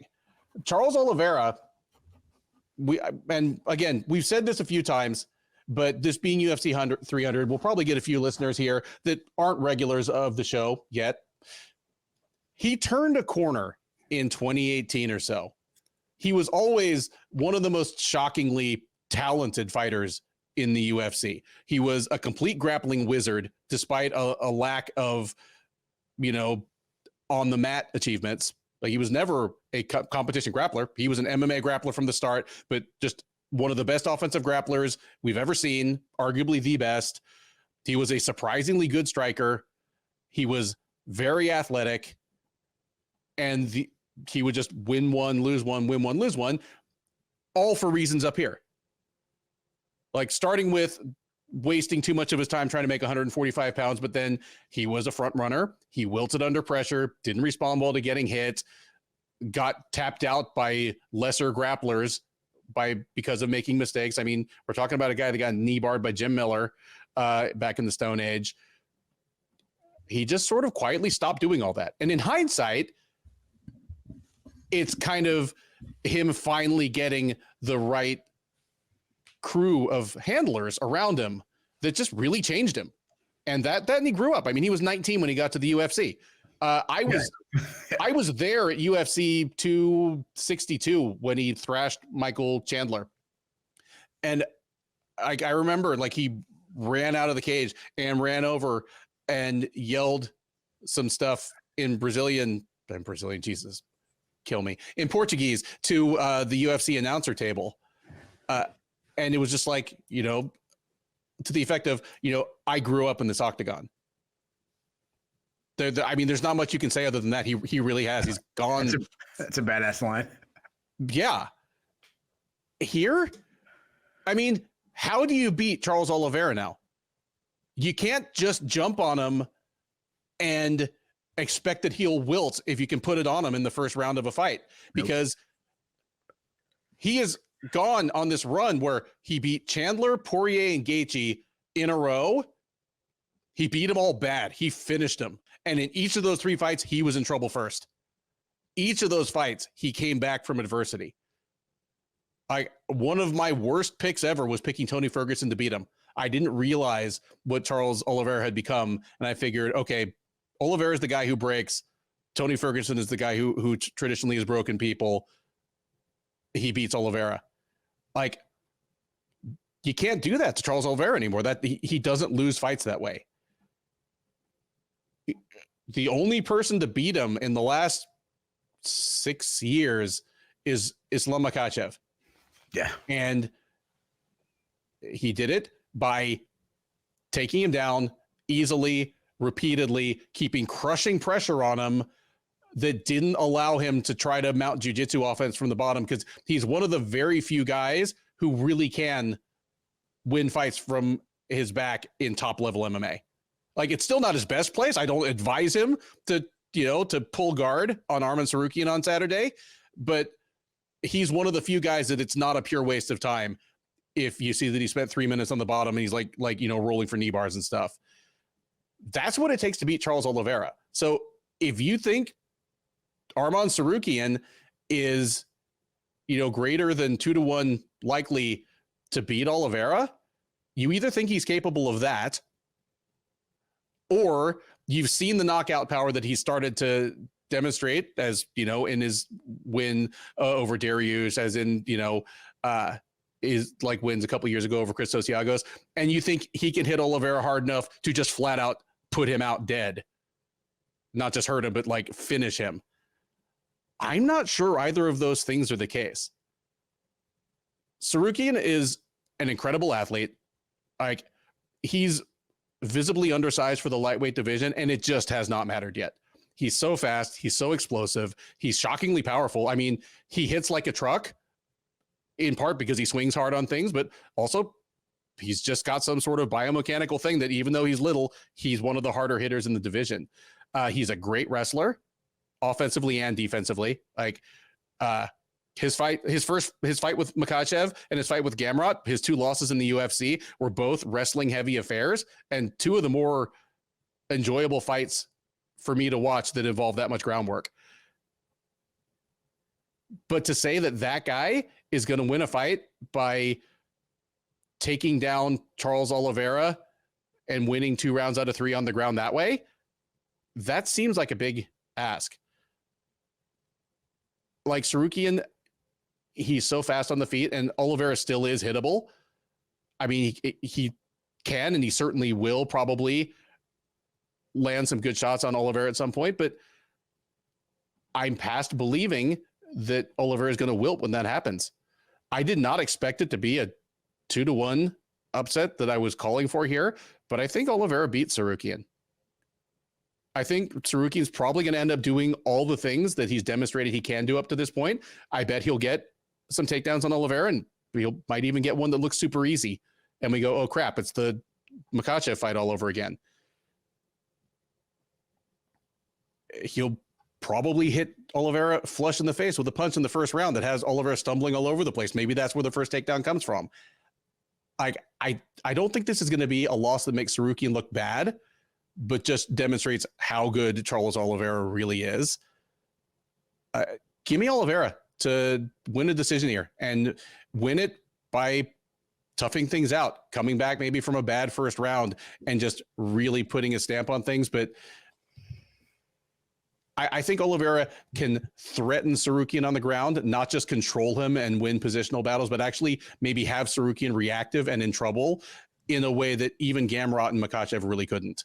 So give me Charles Oliveira to have a great night here, win a decision. and continue to be a problem for the lightweight division.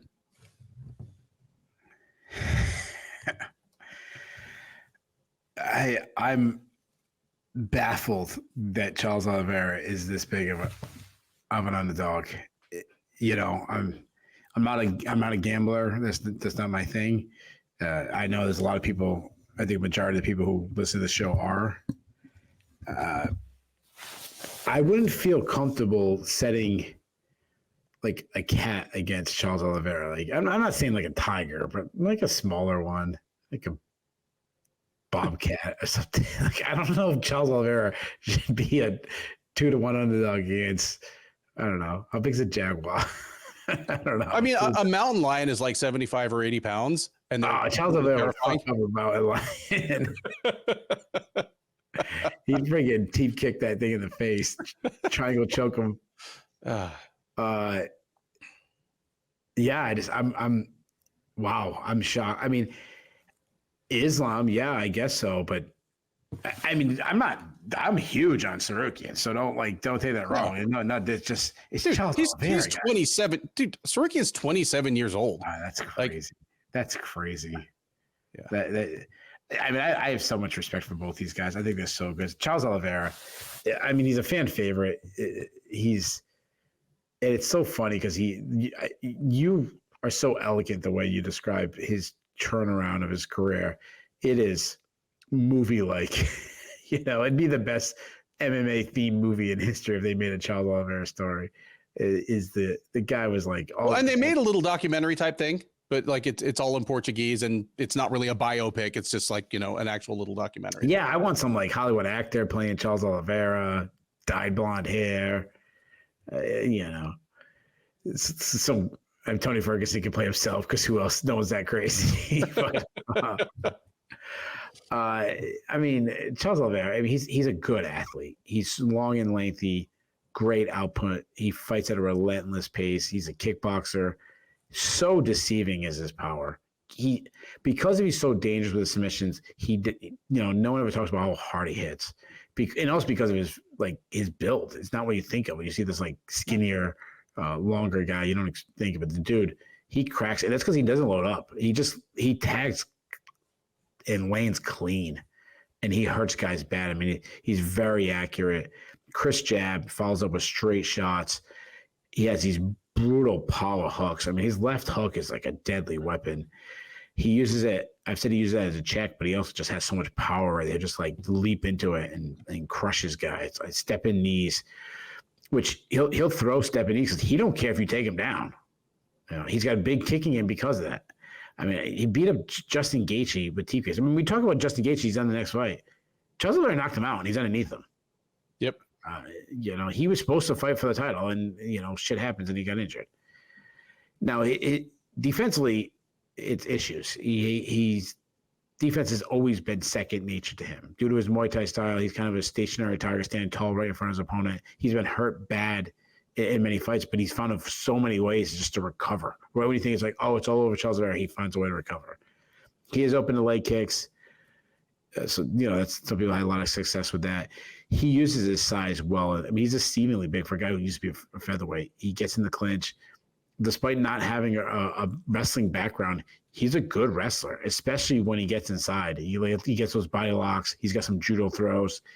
He doesn't fight takedown attempts because, again, he doesn't care about taking down. He tried to take him down. He's like, don't threaten me with a good time. Yeah, it's like he loves it. Yeah, once he's on top, he brutalizes guys with ground pound. I mean, he's got a freaking mean streak in him. He's obviously the most dangerous submission artist in the history of the UFC. He's got more subs than anybody. If you take him out, he'll sweep you. He's got cardio forever, which is so funny because when he was at 145, that was the way you break. Besides his cardio, you break him mentally. That's not the case. He's just going to keep going and locking on submissions. And even if Tsarukyan beats Charles Oliveira, it's going to be hell. It's not going to be. I mean, yeah, I guess he could start. Like, absolutely. I mean, Tsarukyan has that power. He could. But if he doesn't, and it's 15 minutes, it's going to be hell. The guy's one of the mentally strong, going to keep coming. It's not going to be easy. Tsarukyan's a credible athlete. I mean, he looked I mean, obviously the betting line's got him up 2-1 on Charles Oliveira. So obviously he looked good in his lap. I mean, he ran right through Beneil Dariush. He's well-rounded, very fluid athlete, moves well, cuts angles on his feet well, good head movement. He's a slip and rip guy. So good at slipping shots and staying in range and countering with accurate shots. He's a good boxer, very fast hands. I love that he crushes the body. I mean, look at the damage he did to Garbrandt with body shots. He has got serious power. He can knock you out with both hands. He'll throw out some fun spinning attacks because he's a great athlete.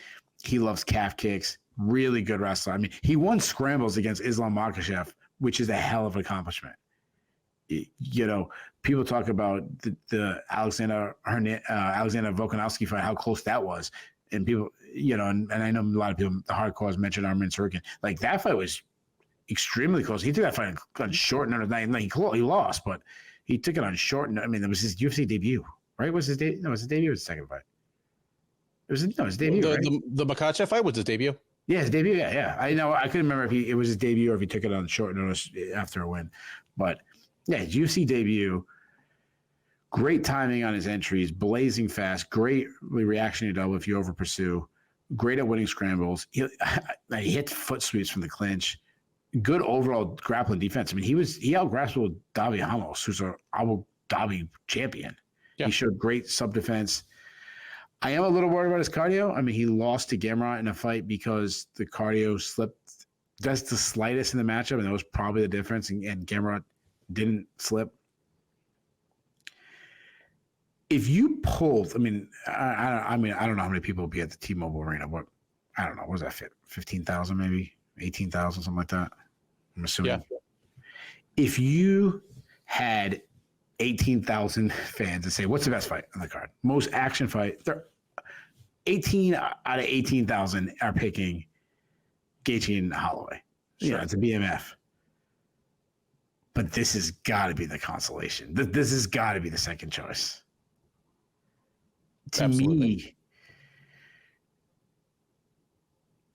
again, Justin Gaethje being in an exciting fight is that is the negative 2,500 favorite. Like, Justin Gaethje will not be in a boring fight, nor Max Holloway, but especially Justin Gaethje. So, like, I'm not saying fight of the night or anything like that. But this fight might be bonkers too. This is an incredible fight.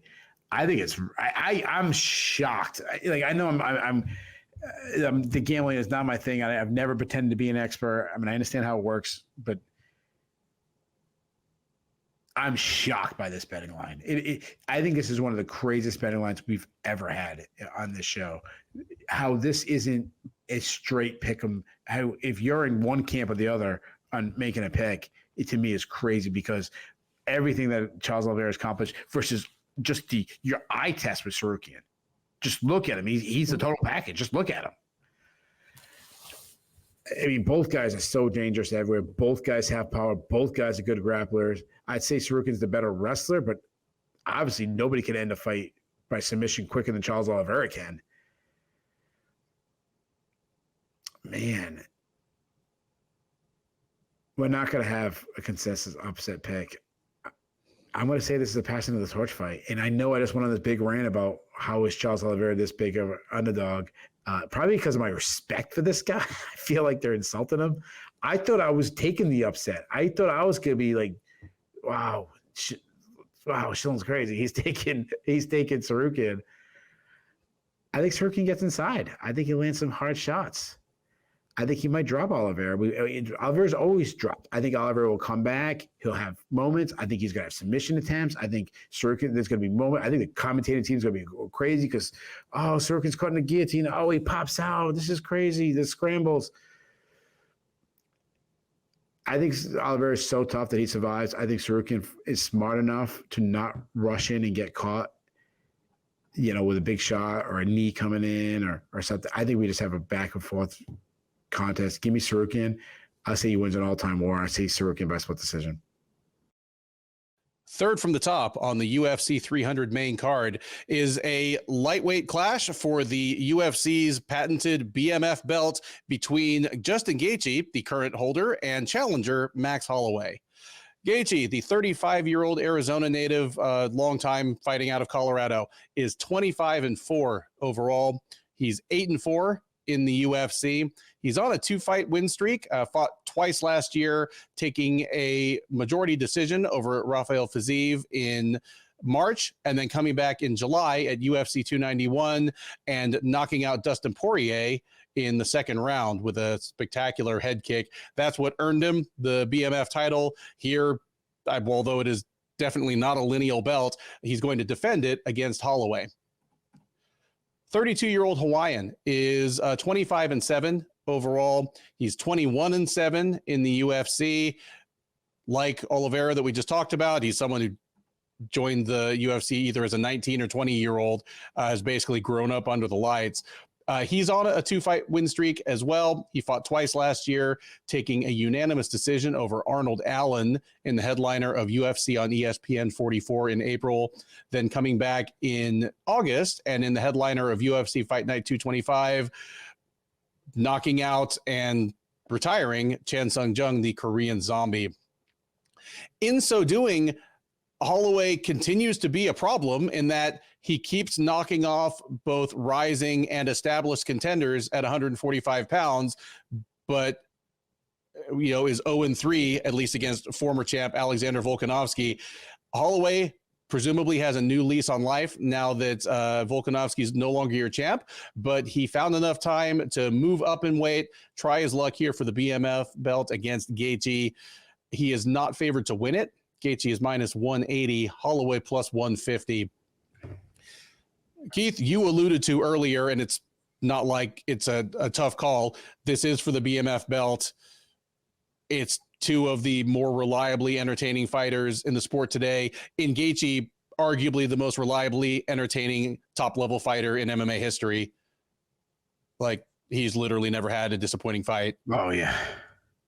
And unlike some fighters who are just incredible highlight machines on the way up and then it gets turned down a notch once they have more to lose, he's never had that phase.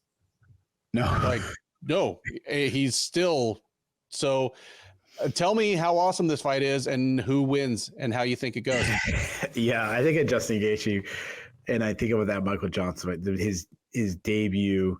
And listen, he was doing this in World Series of Fighting before that. Who was the guy there that he had? Those I literally said to somebody, top 10 fighters in the UFC do not have a fantastic 2-fight series with Luis Palomino. Yeah. But he had incredible fights with Luis Palomino. And then he had that Michael Johnson fight. He's rocked, and then he comes back, and he's rocked, and he comes back. There's no way you could. I mean, I was on the edge of my seat. This fight was insane. How great. Oh my God, Justin Gaethje could be so much fun. It's not going to be, I'm not here for a long time, but here for a good time kind of thing. If you told me, I don't know how many fights ago that was, 10 fights, 11 fights ago. Yeah. If you told me that he would have that kind of fight almost every single time, and if it's not like that, he just ran through the guy and knocked him out quick like he did James Vick and Donald Cerrone or whatever, but every other one's going to be classic rock'em sock'em. I said, there's no way he makes it to UFC 300. If he is, he's opening he's the guy with the brain damage. You're gonna have him fight in the opening of the card. Not fighting for. I don't give a shit about BMF belt. I don't give a shit about it. Like you don't need a big chunk of metal to tell me that Justin Gaethje and Max Holloway are the baddest motherfuckers on planet Earth. I've known that way before Diaz and Masvidal came up with this gimmick. So it makes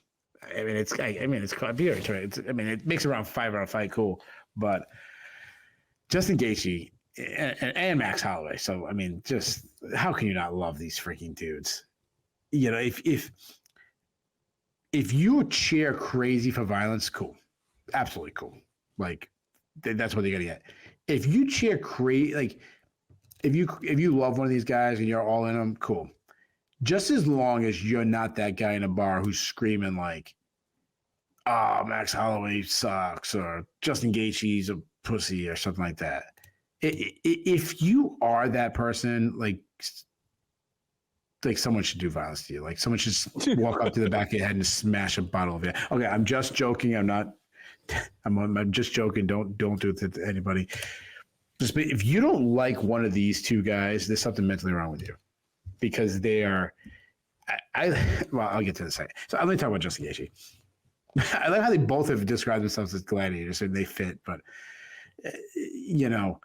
remember the old, we're at UFC 300. I'd love for them to bring this back. I used to love it. I'm probably the only person on the planet. Yeah, everyone always remembers the face of pain, but remember that little, I don't know, 10 seconds before that of the little gladiator like gearing up as he's walking to the arena. Like this is these two guys, like to the T. Gaethje he's a great striker, and he's become so much better. Working with Trevor Whitman, stop being wild, is now a pretty good tactical striker.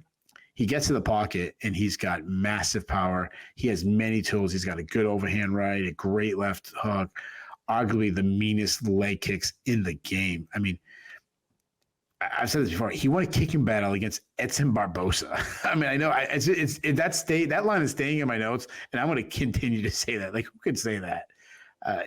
He loves to do about. He grabs the back of head, and it's like Randy Couture, like when he's throwing an uppercut one hand, he's going underneath, then he's going to the side, back underneath.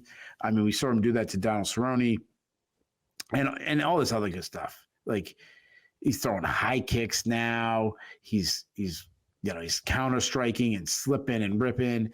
He's beat up Facif late in a fight with a jab. I mean, there's so many tools to this guy's game. Now, he still has defensive holes. He backs straight up. He's been rocked God knows how many times. I think his wrestling is grossly overrated. I mean, he hardly ever uses it.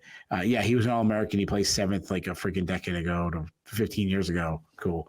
I mean, still, again, I'm not, I'm not trying to bash being an All-American. That is incredibly incredible accomplishment. But you get my point.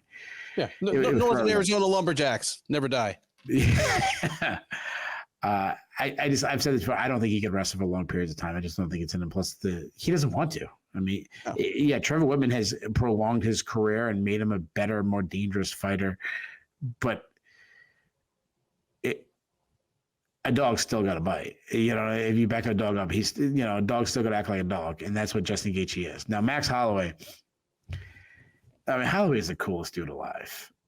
Yeah. He has this line where he's talking about moving up, and people are like, oh, yeah, moving up and pound for pound. He's like, man, if I was born during the gladiator age, that's what I would have been doing. I didn't see those guys walk around with a scale asking what the other opponent's weight is. I'm like, fucking Holloway, dude, you gotta, like, God, then you're like, he's the like real like freaking Russell Crowe. Like they're making a gladiator too. Kind of just be Gaethje and Holloway beating the shit out of each other. And to make it like these guys would be cool, like battling in the Roman Coliseum and having like a freaking tiger coming out of this corner, got chained up, and if you go get too far back, you throw a tiger on freaking Holloway's back, and probably ninja choke him. Holloway is Gaethje would probably Gaethje would be all excited, but you bring a tiger. He's like, I got 4 legs to kick instead of 2 now. Holloway he really is one of the greatest strikers in the history of the game. I've said this before. He's surpassed BJ Penn as the greatest Hawaiian fighter to me. And I'm a BJ guy, but that's old. He's got great volume. He's a definition of ability. He gets stronger and stronger every minute of the fight. He's long and lengthy. I think moving up to 155 isn't going to be as big of a problem as people say. Everyone would bring up when he lost to Dustin Poirier. Go back to the fight. That was extremely competitive. I think he lost 3 rounds to 2. Good. I'm so glad you mentioned it, because literally my short notes are he moved up to 155. Poirier's power clearly gave him problems. That doesn't tell the story. He won the 3rd round on everyone's scorecard, and he won the 4th round on your scorecard and mine. Yeah. And it was not a domination by any stretch. Yeah, but you know what? Yeah, Poirier's power gave him problems. You know what? Poirier's power gives every 155-pounders problem. Dustin Poirier would give 170-pounders problem. That's like Dustin Poirier is one of the hardest hitters in the history, pound for pound hardest hitters in the history of the UFC. Yeah. You know, so I don't think it was the size advantage. It just Dustin Poirier could freaking crack. So, and like I said, it was much more competitive than people remember. Yes. Holloway, and obviously we're talking about the second fight, not talking about the first fight, but Holloway marches down his, I kind of forget about they fought the first time. No, Holloway, he just marches down his flow and he's slowly, trying to take ground. I've described before, it feels like a 1970s battlefield where they just keep walking forward, aim, fire, walk forward, aim, fire, his boxing is so good. That clip of him hitting Calvin Kattar, looking at the commentators and then avoiding shots while still looking at the commentators that should be not in MMA highlight reels. That should just be in like crazy feats highlight reel. Like when, who was it? Who was the guy who caught the ball with his bare hand in baseball, or Odell Beckham doing that all-time catch? Like they should just have Holloway like in that. Tiger Woods hitting that ball, hitting the ball that goes to the hole and then drops in. Like that to me is like beyond MMA. That's like sports big. Yeah. One of the most in the zone moments we've ever seen. Yeah. It's incredible. The guy can fight out of both ends. He's constantly switching stances. It gets his opponents guessing. He can strike from all distances. He batters from the jab from the outside, and then he gets in the pocket and he does damage there with superior hand speed, superior accuracy, superior volume. I mean, the guy's really accurate, especially when he picks up his opponent's rhythm and he starts feeling himself. When he does, he just starts attacking with more and more combinations. He doesn't let his opponents escape. He has so much variety. He's adding new attacks and new combinations in each fight. I love when he lands a combo and then instantly changes stance and then attacks with another combo on the other side. A perfect example is just how he was landing at will against Calvin Kattar, doing that. Who's a good boxer himself. He can battle in the pocket. Probably not the best idea to do that against Justin Gaethje, but Max Holloway has the balls to try it. He's going to at least try it. He's got a great straight right. I love that he works the body. He battered Arnold Allen with body shots. He's got power, but he just kind of touches, and then when there's an opening, that's when he really steps in. He's not a one-punch fight-ending knockout guy, but, I mean, he did do that just his last fight against Korean Zombie, so that could change. And then he was never a big kicker, and suddenly he fights Arnold Allen, and he looks like freaking Mirko Krokop out there. So the thing that's most impressive about Max Holloway is his legendary chin. I mean, the guy stands up tall. He can get hit, doesn't move, and he's never been dropped in his entire career. And he's had all this. I mean, that's the complete opposite of Justin Gaethje. He never wrestles, but he has great takedown defense. When you go in his legs, he's attacking with like ninja chokes on your, standing guillotines. He's got cardio to go hard all 25 minutes, and he has so much power. I mean, you see the battles and the beatings he's taken against Poirier and Volkanovski, and just keep going. Dude, I'm privileged to watch this fight. I guess that's the good thing about the BMF is when you have, like, if that wasn't on the line, I mean, Max Holloway will fight anybody no matter what. But, it became an idea because of the belt. That's what I'll say about it. And it's guaranteed to be 5 rounds because of the belt. And it's going to be 5 rounds. That's a good point. It comes down to Gaethje's power versus Holloway's volume. I mean, both guys are the baddest dudes alive. I mean, we might get the first death in the UFC with these two guys. I think the best avenue of victory for Gaethje is to batter Holloway's legs. Every time he switches stance, meet it with a chop and leg kick, very similar to and then L step, inside kick, L step, outside kick, similar to Volkanovski's strategy against Holloway. I think the best avenue for Holloway is just put on a pace to Gaethje. Gaethje's going to have moments. He's going to swing wild. It's going to be crazy. But just put on a pace where he just can't handle that pace. I'm glad the betting lines are close, though. When this fight was announced, it seemed like everybody was like, "Oh my God, this is too much for Holloway." I can't believe that many people are counting Holloway out. I'm not. I think we get a boxing match. Give me the best boxer in the UFC. I'm going to say Holloway does it. Give me Holloway by split decision in a fight of the night. A fight of the year candidate. Max Holloway split decision. Ladies and gentlemen, listeners of the Shillan and Duffy show, we have our first unanimous upset pick of the night.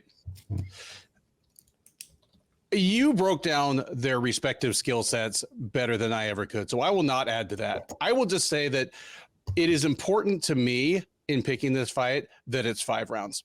I have general philosophies and general thoughts about when a 3 versus 5 round fight favors one fighter over the other. Obviously, if one fighter has a serious durability problem in terms of resistance to damage or especially cardio, that's something to factor in. But otherwise, all else being equal, a longer fight usually favors the more dynamic finisher because it means the other fighter just has to be that perfect or has to be perfect for that much longer. The finisher type fighter has that much longer to find their opponent making one mistake. Like the Brian Ortegas and Derek Lewis's of the world have made a lot of hay just by, being dynamic finishers and waiting for their opponent to make that one mistake. That all goes out the window because the number one rule is a 5-round fight always favors Max Holloway. Like there's just, well, maybe not against Volkanovski, but yeah. well, okay. Another all-time legend, but yeah. Another all-time legend. But generally speaking, like you said it, the thing about Holloway's switching stances, and I know I've used this line probably on our previews before, but once Holloway gets flowing, he almost renders the concept of stances irrelevant.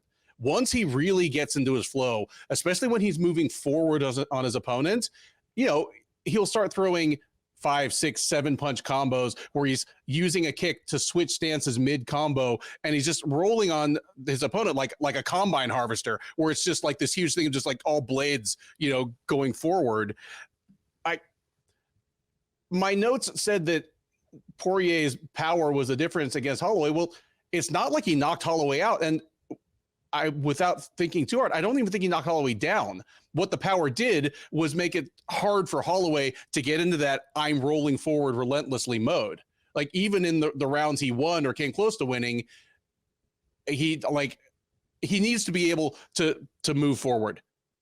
He needs an opponent that doesn't have the kind of power to just stop him in his tracks. And the reason Volkanovski had so much success was he found various ways to stop Holloway in his tracks. Leg kicks, takedown attempts, which then made feinted takedown attempts more effective later in the fight. Finding different ways to step in and meet Holloway sooner than he expected to be met with some kind of strike. Those are things that Gaethje could do, but I'm not sure he will. The one thing that if I'm picking Holloway, if I were betting on Holloway, I'd be worried about is the leg kicks. Holloway is susceptible to them. Gaethje has always had them, and he's grown more willing to use them. We knew all the way back in the WSOF days that Gaethje had just ridiculous leg kicks, and he underused them there, and he underused them for a long time in the UFC. And I think that's because leg kicks on some level are an investment in attrition and investment in, wearing down your opponent. And Justin Gaethje, for the first 20 fights of his career, fought like he didn't believe the second round was a real thing. So why would you invest in something that only pays dividends in the third round? Yeah. That's not the case anymore. And I love your kind of assessment of Gaethje after the 2 fights with Luis Palomino, after the wild fight with Michael Johnson, and then losing 2 straight after that to Poirier and I think Chandler. I was like, okay, well, Gaethje won't last very long, but there's been a whole lot of fun. I never would have seen him making it all the way to title fights. He has. That's fantastic. We've got to enjoy him that much longer and in just better and better matchups. But yeah, I like the upset here. I could see Holloway losing the first round, maybe the first 2 rounds. I could see him getting hurt, maybe hurt badly by Gaethje.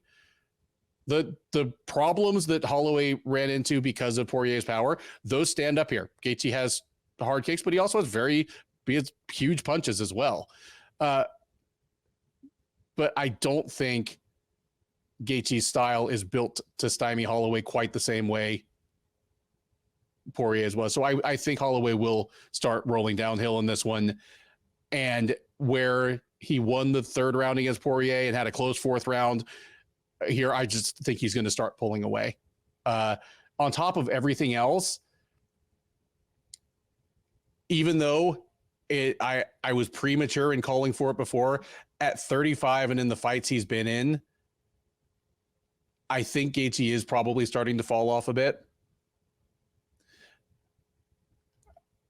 I don't think he's fallen off to the point where he's just going to all of a sudden look like Tony Ferguson out there, or where Holloway's just going to starch him with something that he would have walked through in his prime, like, we saw to Chuck Liddell towards the end. But Gaethje's style has always been dependent on him being able to get through firefights. And I could see Holloway's strikes telling on him just a little more, just enough to, turn some pivotal rounds to let Holloway start building that momentum. So give me Holloway by decision in an instant all-time classic. And there is the first, and who knows, maybe not the last, unanimous upset pick from Shillan and Duffy. Dude, I love that you took Holloway too. I figured I'd be the only one. No, I was taking Holloway the second that it was announced. I'm not a Gaethje hater. I mean, how can you fucking hate Gaethje? It's just I'm a Holloway guy, man. When I saw the thing where people were talking about him moving up in weight, and he's like, "Don't put your limitations on me." When he said that, I'm like, I believe in that shit. Like, you sold me. He fucking offered to fight Khabib on like a freaking week's. What wasn't even a week notice? Wasn't it like 6 days? No, like 5 days. Yeah, 5-6 days. Fucking Khabib, like the scariest dude who's ever fought. And that wasn't like no one knew yet. That was prime Khabib. That was the coronation of Khabib. That was going to be the moment that he finally won the title. Yeah. We should just leave all this in. That brings us to the co-main event of UFC 300, a 5-round bout for the women's strawweight title between defending champ Zhang Weili and the challenger Yan Xiaonan. Zhang, the 34-year-old from China, is 24-3 overall. She's 8-2 in the UFC. She is the defending and is now a 2-time UFC strawweight champ. She won back the title in November of 2022. Ripping through Carla Esparza, if we're being honest, on the way to a second-round submission win. She defended in her lone fight of last year. It was at UFC 292 in August, taking a pretty one-sided unanimous decision over Amanda Lemos. She will look to make it 2 defenses in a row against her countrywoman.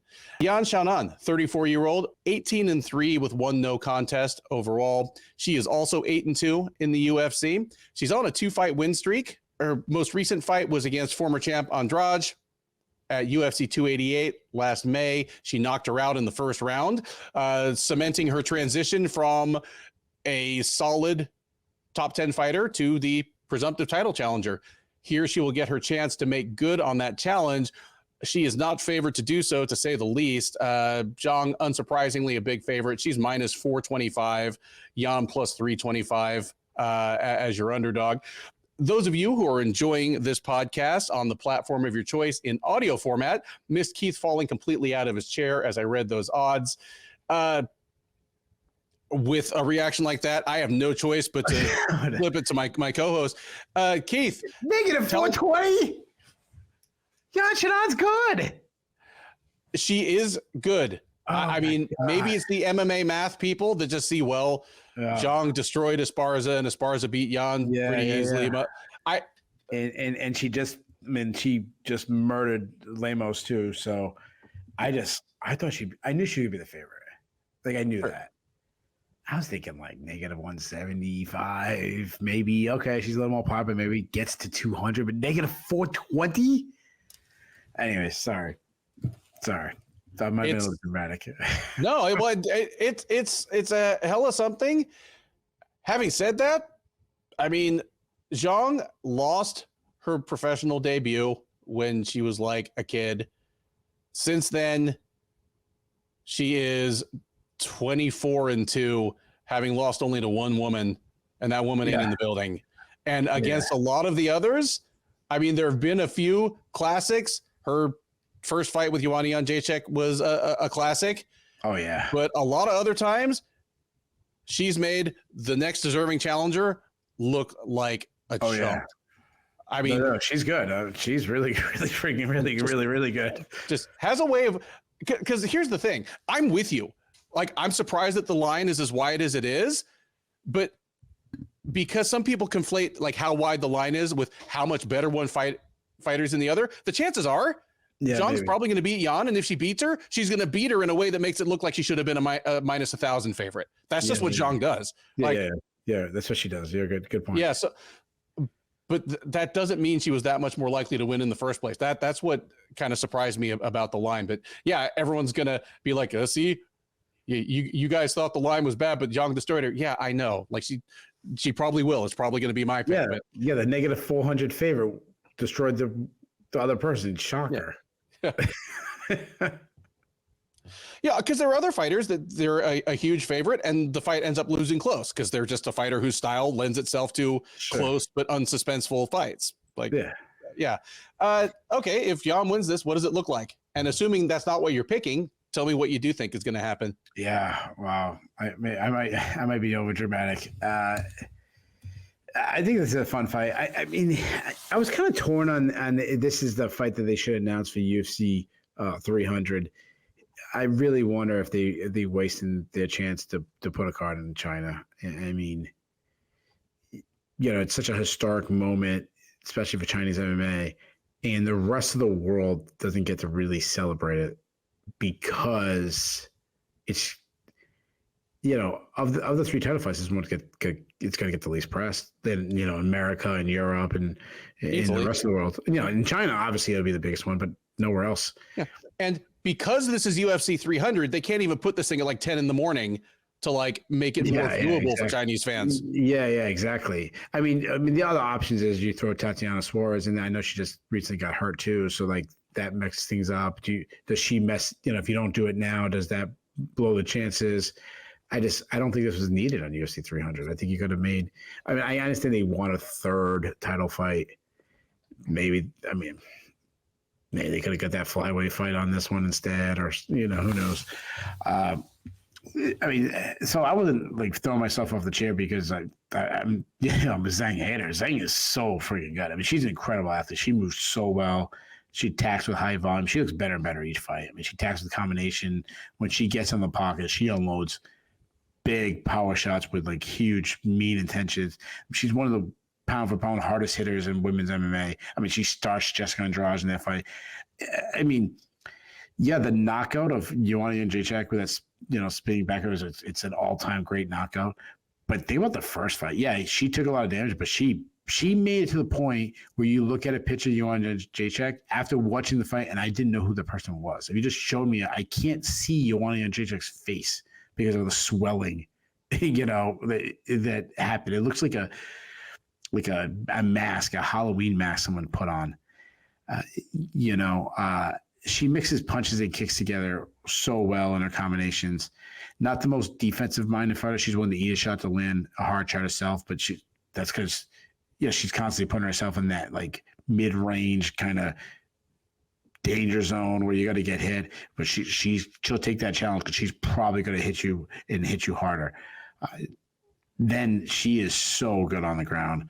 Her wrestling has gone through the roof lately. Her last fights, she just took Amanda Lemos down at will. I mean, she took Rose Namajunas down 5 times in their second fight. She gets takedowns by just shooting and getting to the upper body lock and just flipping the hips, and there they go. She's so good at winning scrambles. I mean, she did Carlos Esparza too, who's known for her wrestling. She was throwing her around and submitted her.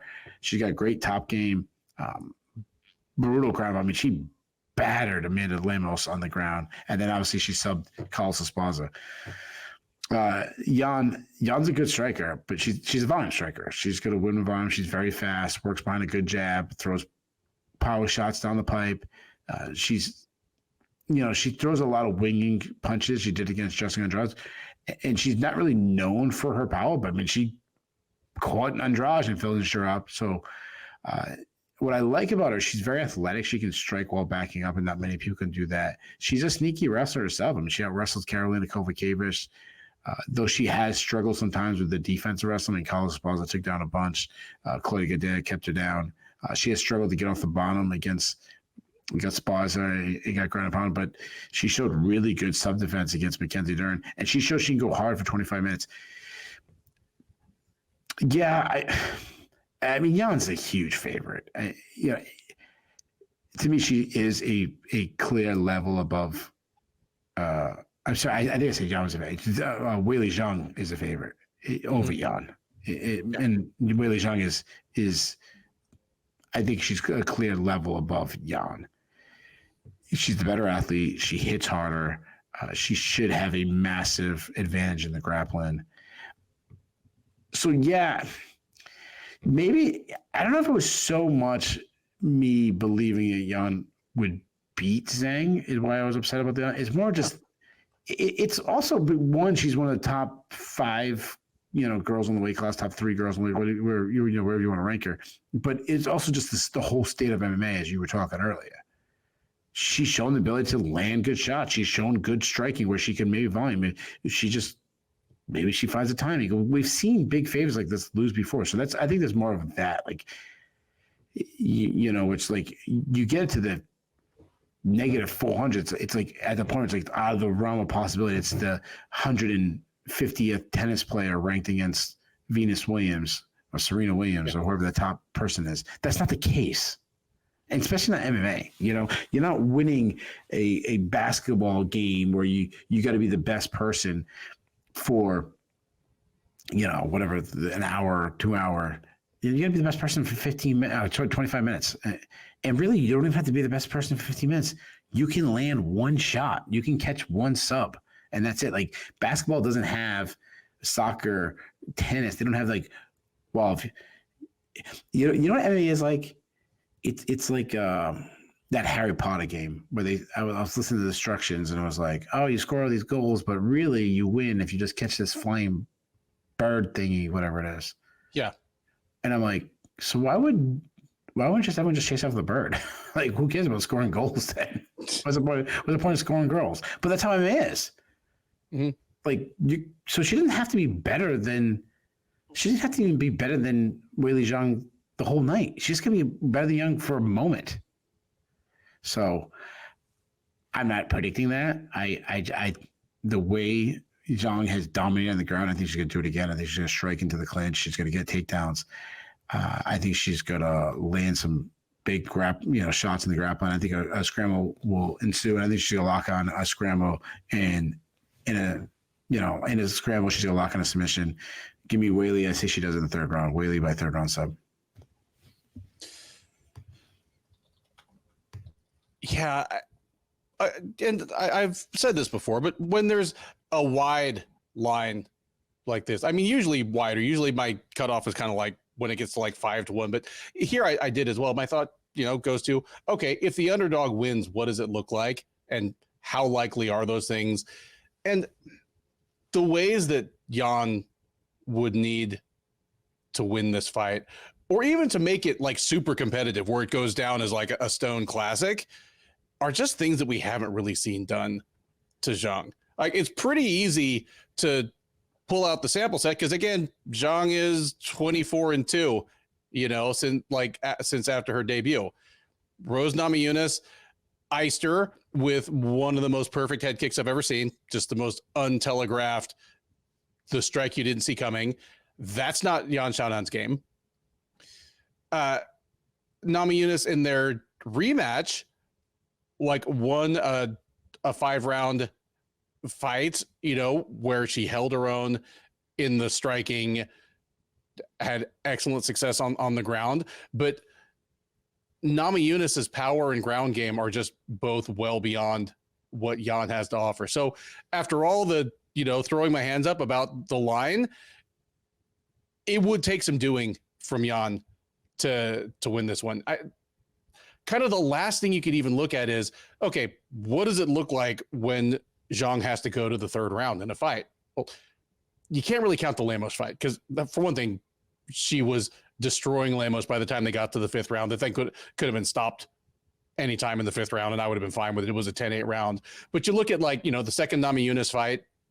I mean, Namajunas was the fresher woman and won that round, but it wasn't like the wheels had fallen off of Zhang. Same with the first Jan Jacek fight.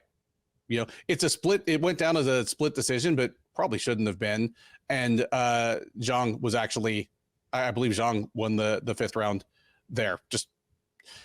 So it's not like Jan can even be like, okay, I can just weather the storm. And Zhang, as the more muscular fighter who uses more explosive movements, she can get tired and maybe I can take advantage late.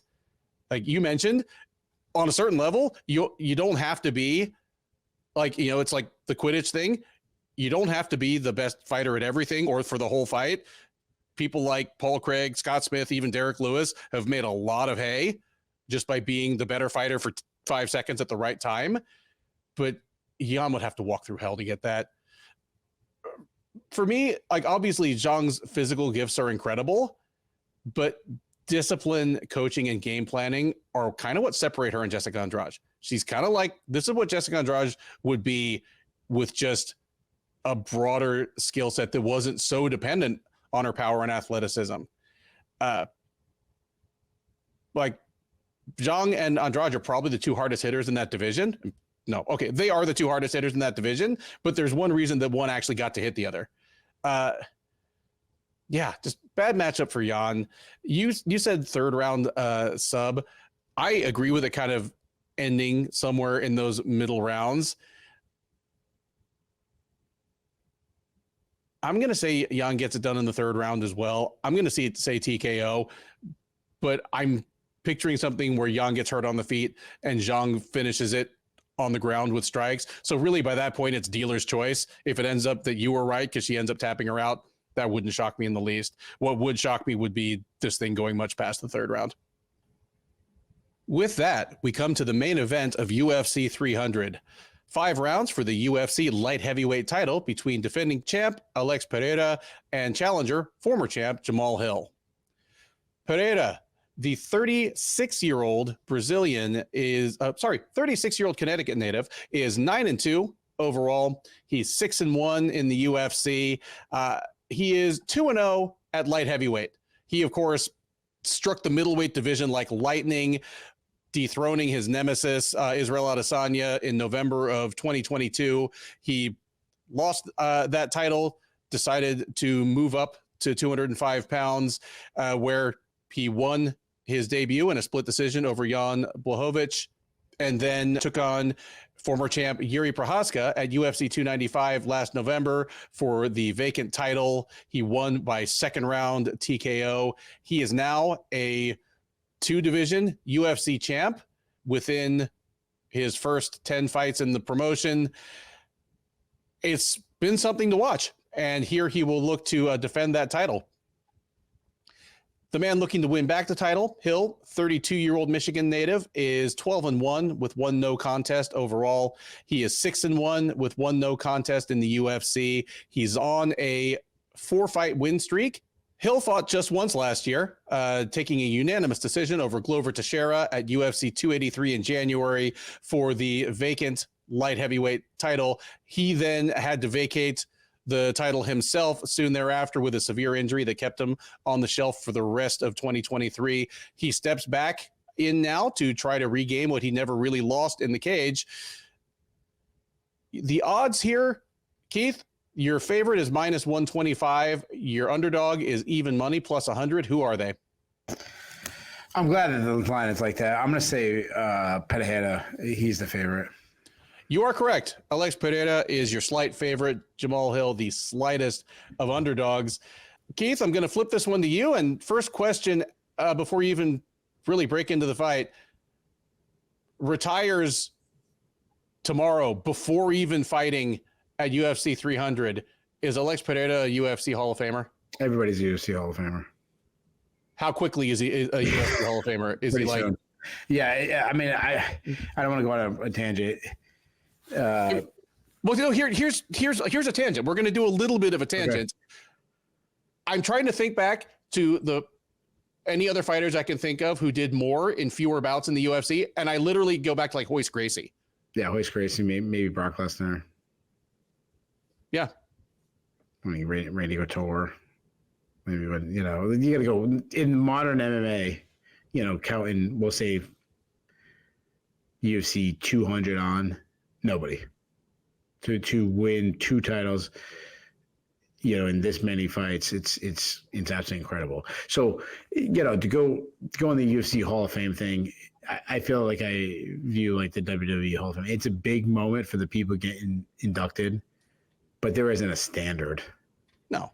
I mean, Matt Serra's in because he beat George St. Pierre. He landed a lucky punch against George St. Pierre. I mean, Mo Smith I think he has a losing record in the UFC, and he's in. Kevin Randleman did not have a good UFC run. He's in. But Frank Shamrock isn't. So Frank Shamrock, yeah. And then, I mean, one day he'll get in. But yeah, I feel that way about all, not to go too far off Hall of Fame. I feel like all Hall of Fames have been really watered down. The Hall of Fame was meant to be the best of the best. I've always felt if you have to ask a question if someone's a Hall of Famer, they're not a Hall of Famer. If you have to ask, Bert Blyleven has the most strikeouts, and all right, cool. Now he's in. Now the next guy who now has that record, and this is gonna be someone who has the most doubles of all time who's not in the Hall of Fame. It's just gonna happen, and you just keep lowering the standard. Barry Bonds isn't in, right? And Roger Clemens isn't in, but freaking, Anyways, that's not here or there. After we're going almost 4 hours. What Alex Pereira has done in this short career, yes, has he got some favorable matchups? Yeah. He hasn't faced a wrestler yet, a really a guy who wants to take the fight to the ground yet. But it's still pretty incredible what he's done. Like that, it's – you want me to go into the fight?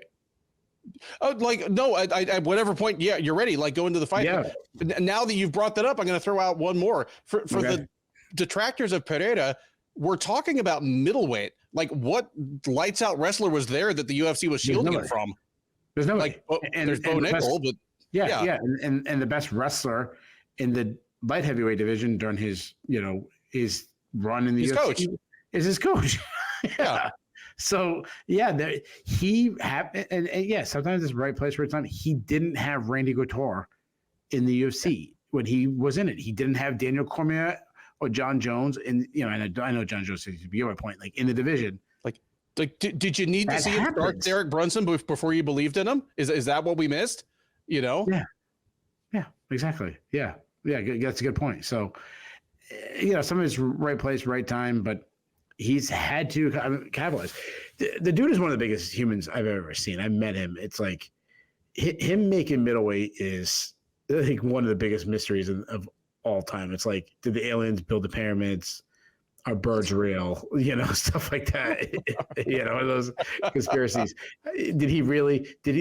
Was it a fake scale? Like, how did he ever make 185? I don't believe it happened. Dude, you line up the 4 light heavyweights fighting on Saturday: Pereira, Hill, Prochazka, Rakic. You tell a non-fan, pick out the former middleweight. It's going to be random. It's probably going to be just 25% of the picks. Prochazka, maybe. Yeah. I mean, those are guys. I've never seen Rakic, but I've seen Prochazka, and he's not a small guy either. No. So, Jamal Hill's a little soft in the stomach, so I don't know if he's going to pick him. So it'd probably be Rakic. But again, I've never met him, so he might be a really big dude. Obviously, Alex Pereira is a incredibly decorated kickboxer. His striking is super good. He's explosive. He's got quick hands. He's accurate, short, tight shots. The big thing is he has no tells. It's short. I mean, I've said it before, his left hook should be illegal. Like that's how good it is. I mean, ask Adesanya about his left hook. Ask Strickland about his left. Ask Yuri about his left hook. And I said this about Figueiredo, and it also reigns true for Alex Pereira. He doesn't have to be accurate. He just needs that Francis Ngannou grazing shot. Like, he doesn't have to hit the clean shot. He has that power. He has so much power. It's because he keeps his feet underneath him. He gets his hip turn, and he generates so much power. He's got great kicks. I mean, he hurt Adesanya with kicks, where Adesanya, their first MMA fight, Adesanya gave him credit and saying, yeah, he had this flurry in the 5th round, but it was the calf kicks that got to me. He batted Yuri Prochazka. He knocked him down with calf kicks. And it's funny thing is the way he throws them out there, it's so different than he just flicks them out there. It doesn't even look like he's stepping in and turning on, like, and you see like you look at him and you look at how Justin Gaethje kicks the calves. It's not the same move. No. Gaethje is turning his hip over. He's turning on. He's putting everything in, and Veer just flips it out there, and like almost like he's like testing range, and it just kills guys. Now, because of his kickboxing style, and I've gone on rants on the defensive kickboxing. It's so different than me. That makes him happy. He keeps his chin high in the air. He pulls his head straight back. He backs straight up to the fence. He did that. He did it against Adesanya. He did it against Prochazka. You got to be a little worried about his durability too, because he had that long kickbox run and he's been knocked out. I mean, not that long ago, Adesanya knocked him out. He's got a strong offensive plum clinch because he's so big. He gets there, beautiful knees inside. The major hole is his defensive wrestling. I mean, Adesanya took him down with ease. Prochazka took him down. But he showed, against Jiri in the last one, if you drop down on his legs, he's starting to get these downward elbows. So you can't rest there. You can't, you gotta lock the hands and go, because he's now got this Travis Brown downward elbows thing going. He has struggled to get off on the bottom. He does a lot of like holding on and not wasting energy, hoping to get stood up. But he's so big that he can work back up to his feet. But again, he hasn't faced that really strong wrestler that's just going to pin him down with heavy top pressure.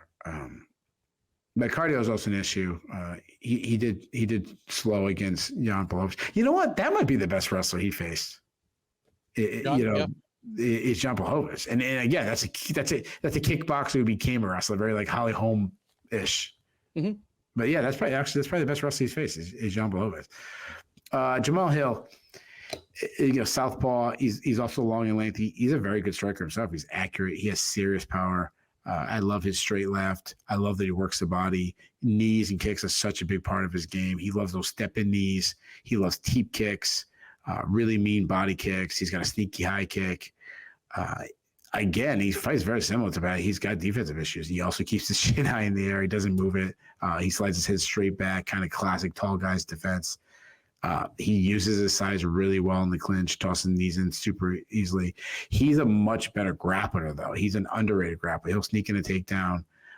He has weak takedown defense, though. I mean, he was taken down 6 times by Thiago Alves in a fight.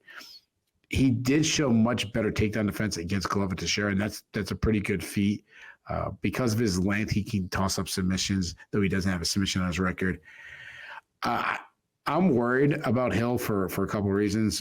One, obviously, he's recovering from a majors. I mean, he tore his Achilles. I'm like one of my very best friends tore his. Again, I'm not comparing the two of them, but it's a really long, lingering effect. He still suffers from it. Again, he doesn't get the apex, the PI. Excuse me, getting that training and level. I'm not trying to compare them. But my point is it's he didn't pull his calf muscle. He tore his Achilles. I'm also worried that being kicks is such a big part of his game.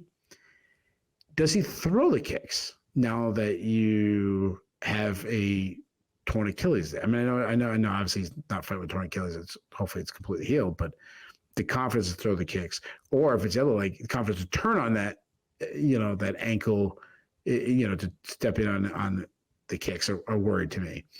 I'm also worried, and this might be stupid, and it might look completely different come weigh-in, but dude put on some weight. I mean, during this time, even on the countdown show. I mean, I don't know how early they filmed that thing, but even on the countdown show, dude was. I mean, it looked like he was pounding the Modelo's, the official drink of the UFC. Like he was a little soft in the midsection, which is, he was never the most like, He had closer to he had like DC definition with Jones like dimensions. Yeah, well, he had like a Chuck Liddell like belly to now like look like a Roy Nelson belly going on, So because Pereira is so hittable, I mean, Hill could absolutely starch him. That could happen, but he could also wrestle him and grapple him. I think that's the best avenue of victory for him is just turn it into a wrestling match. I wonder about that Achilles though. I mean, I wonder defensively, like how is that going to affect if he's getting kicked in the calf? You know, the good thing is I think it's his. I don't think it's his lead foot. I think it's his plant foot. But does that zap his power? I think his movement might be limited, and Pereira kicks his legs. So I think that happens. I think he's going to try to wrestle. I think Pereira does enough to keep it on the feet, or when he gets taken out, have enough moments on the feet. And I think eventually Pereira catches one of those big shots, maybe hurts him with some calf kicks, and then lands that left hook, follows up with some big shots. I say he does in the second round. Give me Alex Pereira to defend his title, second round TKO. Yeah. This is, I mean, it's a really interesting fight for the reasons you mentioned. The UFC men's light heavyweight division, like there's a women's, but the light heavyweight division has a bunch of guys that like kind of like it depends how much they want to market Kayla Harrison. They might become a light heavyweight division. Like there are, I mean, multiple guys that never really lost their belts in the cage. Like obviously Prochazka lost to Pereira when they eventually did fight, but like, you know what I mean? Like this division has not really been a settled place in a few years. And it's saying something when we're longing for the good old days of stability under the John Jones regime, for a division. A lot's going to get settled here. You brought up a lot of my main concerns. And with Hill, it's the injury that can be a life-altering, to say nothing of career-altering injury. But you pointed out that he visibly put on a lot of weight, and on top of everything else that entails, doing that when you're theoretically in the rehab process from an Achilles rupture is additionally concerning. Like Hill in just full good health, like assuming he's as good as he ever was, I think the line is just about perfect because he does have sneaky ways he could win this fight. I love that you pointed out his underrated wrestling and topside ground game. I would love to see what this looks like if he gives that a shot against Pereira, because while he is a huge, dangerous striker in his own right, I do think this favors Pereira for the longer it stays on the feet. They both have huge power, but Pereira's technique is cleaner and tighter. He's more accurate. As the fight goes along, he's more likely to pick up Hill's tells than vice versa. I'm with you. I'm leaning Pereira in this one, but almost no result would shock me. If Hill takes advantage of Pereira's tendency to back into the fence and just has to remind them, oh, those ain't ropes, and I can still hit your chin, you can't lean back far enough, knocks him out in the first round, that wouldn't shock me.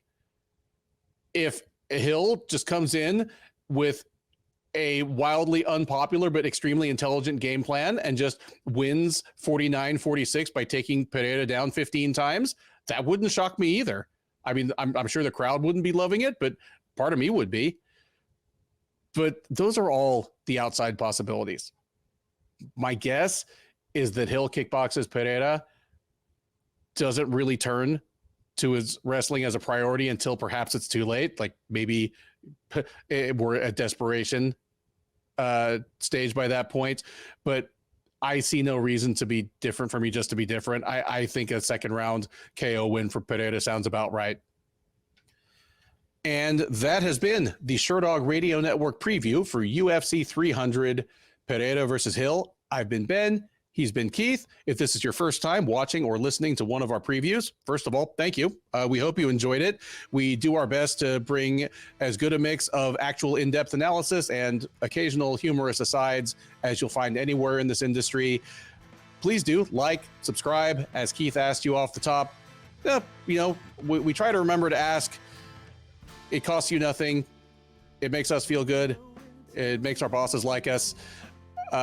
drop us a comment. Keith and I both man the comment section. We'd love to hear your take on these fights. We've each picked some upsets, but if you think we missed out on any great ones, let us know, because if you're right, we'll give you all the credit on the recap. And that's the most important part here. Join us for the recap.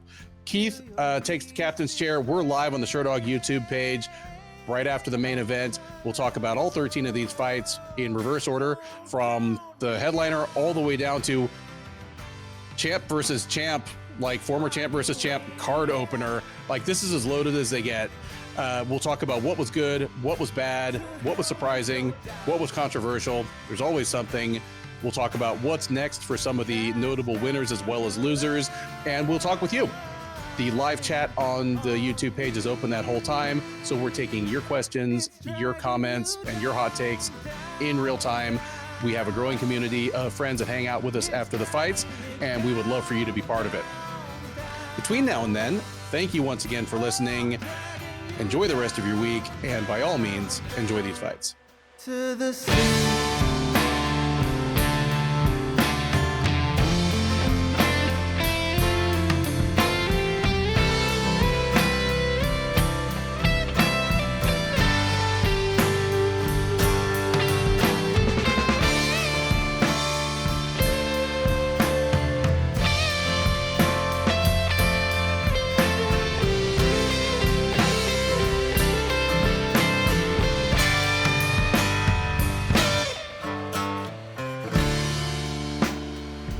Make your bed of fairy tales.